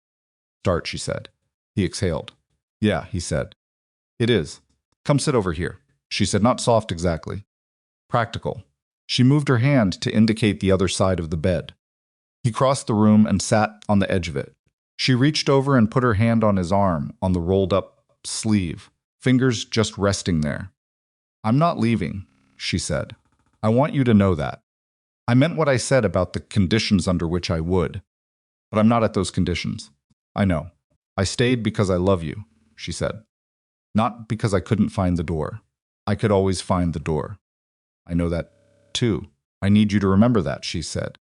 When it gets complicated again. That I'm here because I chose it. Not because I don't have options. He put his hand over hers. I'll remember, he said. They sat in the quiet. Outside, the estate was doing the slow, exhausted work of settling back into its normal rhythms after a day that had moved through it like weather. Somewhere downstairs, Marco was finishing the accounting of things that needed accounting. Raphael was in his room with whatever he was carrying. Lucia was somewhere with ice on her lip and her own version of the day's reckoning. Dante sat on the edge of the bed with his wife's hand on his arm and felt the specific weight of a day that had cost more than he'd planned and landed somewhere different than he'd expected and produced. In the end, a set of understandings that had needed to exist for 11 months and hadn't. He did not know yet how the South would resolve. The Mateo standoff would take months to stabilize, and there would be pressure from it that would require attention and patience, and the specific kind of managed tension that was exhausting to sustain. Raphael's path was uncertain. The man had genuine work to do, and might or might not prove capable of it. The family dynamics had been shaken in ways that would take time to settle into something functional. He knew all of this. He also knew that the woman sitting beside him had walked through 11 months of daily erosion and one genuinely frightening day, and had come out the other side with her back straight and her hand steady and her sense of herself entirely intact, and that this said something about her that he had believed but not fully understood until he watched it be tested. He looked at her. She was looking at the ceiling again, her face calm, her breathing slow and careful around the cracked rib. She was making a mental list. He could tell he had learned to read the particular quality of her silence. That meant she was organizing, planning, working through the sequence of things that needed doing. Even tonight. "Stop making lists," he said. She glanced at him. "I'm not. You are. I can tell." A pause. "The foundation grant," she said. "The application deadline was extended, but I need to follow up with the reviewing committee by Friday or Amara. It's a real deadline. It will wait until tomorrow." She looked at him for a moment. Then the corner of her mouth moved not quite a smile, but the thing that lived near it. "Okay," she said. "Okay," he said. She closed her eyes. He sat beside her for a long time. The lamp stayed on. He didn't move for an hour, until her breathing had slowed all the way down, and he was sure she was actually asleep. And then he reached over and turned out the lamp, and sat for a few more minutes in the dark of the room that was the most real place in his life. He thought about 11 months. He thought about what it had cost to learn what he'd learned today and what it would have cost to learn it later, or not at all. He thought about Amara standing at the far end of a dining table in a green dress, absorbing what his family had put in the air around her, and saying nothing. Not because she couldn't speak, but because she had decided that love was worth the cost of silence for a while. He thought it should never have cost her anything. He thought, I can't go back and make it cost less. But I can make sure what comes next is different. That was the thing about people like Dante Bellarosa. They were not, as a rule, built for vulnerability. The life he lived required a particular kind of armor, and he had worn his long enough that it had become difficult to distinguish from skin. But armor that can't be removed is just another kind of trap, and he had spent 11 months watching the woman he married, refused to be trapped by anything, including the specific trap of becoming bitter in a house that had given her more than enough reason. She had not become bitter. He didn't fully understand how, but he intended to stop taking it for granted. 3 weeks later, the Bellarosa family gathered for dinner. Not a party, not an occasion. Just the regular Thursday dinner that the family had maintained for 2 generations. The one where showing up was the point, rather than any specific event requiring attendance. Table was set, the way it was always set. The staff moved around it, with the quiet efficiency that was their signature. The windows were open to the late evening air, and the smell of the garden came in with it, something that had been waiting out the last of the cold. Amara came downstairs in a dark blue dress she had picked herself, low heels, no particular armor to it. She had stopped dressing for the Bellarosas weeks ago. She dressed for herself now, which was what she had always done before. She let their opinions matter, and the return to it felt like recovering something she hadn't realized she'd set down. She walked into the dining room. The family was assembling, taking their usual seats, the low conversational noise of people who have known each other their whole lives spreading through the room. And then, one by one, they noticed her. The seat at the head of the table's right hand, The seat that had been Dante's mother's, the seat that in the Bellarosa family's understanding of itself carried specific weight, was empty. Dante was already at the head. He stood when she came in, not theatrically. He simply stood. He pulled out the chair beside him. Amara sat down. No one said anything. The room absorbed it. Carmela, across the table, looked at her plate and then looked up and met Amara's eyes and held them for a moment. And what moved through Carmela's expression was not warmth, not immediately, but something more honest, the particular discomfort of a person confronting the gap between who they have been and who the situation is asking them to become. She nodded. One small movement. Amara nodded back. Raphael was at the far end of the table. He had been there for 3 weeks, not banished, not formally repositioned, but having chosen, in whatever internal accounting he was doing, to take up less space while he figured out what filling it back up was going to require of him. He was quieter than she had ever seen him. He looked older, which was what consequence tends to do to people who haven't been properly introduced to it until midlife. He had come to her 4 days ago. He had knocked on the door of the small sitting room where she was working, her sitting room, the one she had reclaimed not as exile but as office, as the place where the foundation work got done, and he had stood in the doorway with his hands at his sides and said, "I want to talk to you, if you're willing." She had put down her pen. "I'm listening." He had talked for 20 minutes. He did not try to explain himself into innocence.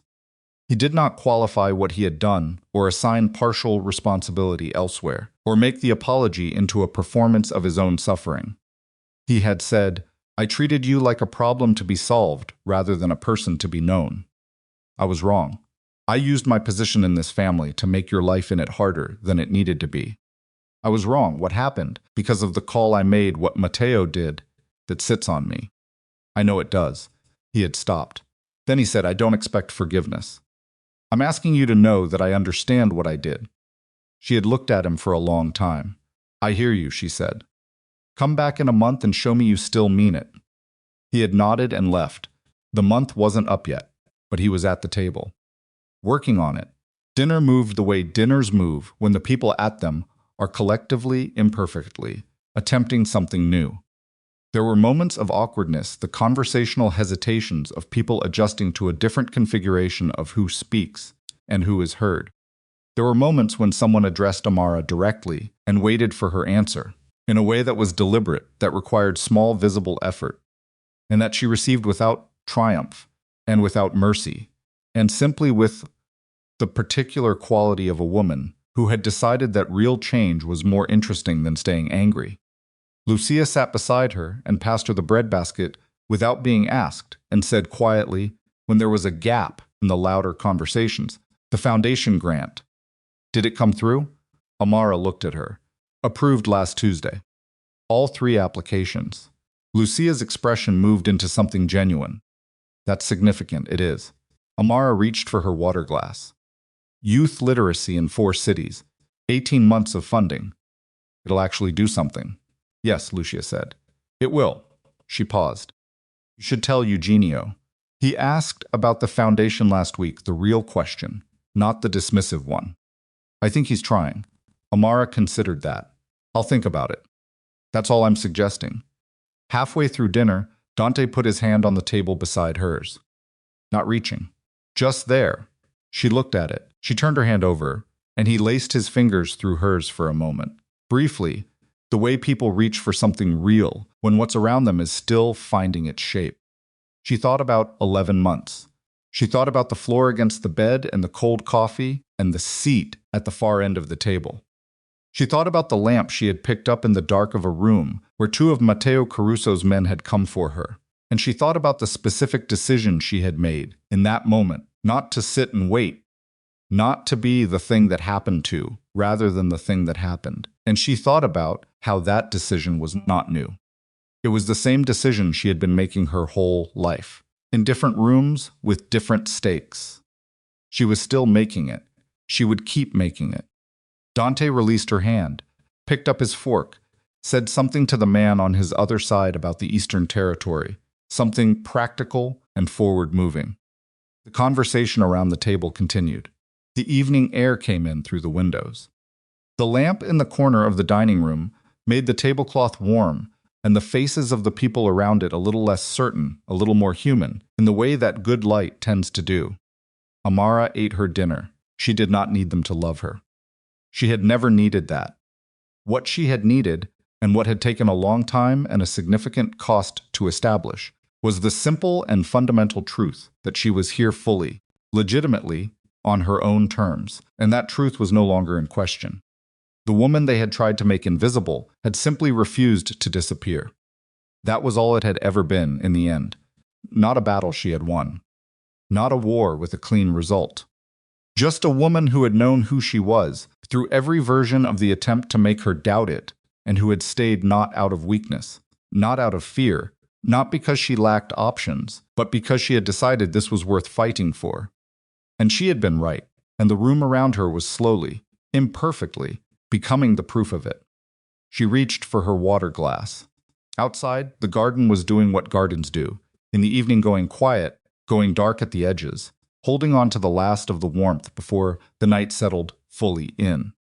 The estate that had felt like a house of walls for 11 months felt, tonight, more like what it actually was, a large, complicated, imperfect place full of large, complicated, imperfect people, doing the slow work of becoming something better than what they had been. It was not enough yet, but it was more than it had been yesterday. Amara looked at the table, at the faces around it, at the man beside her who was still learning. As she was still learning, that love is not a thing you arrive at, it is a thing you keep building, with all the wrong materials, in bad weather, without a complete set of instructions. She thought, I am still here. She thought, that is the whole of it. She thought, that is enough.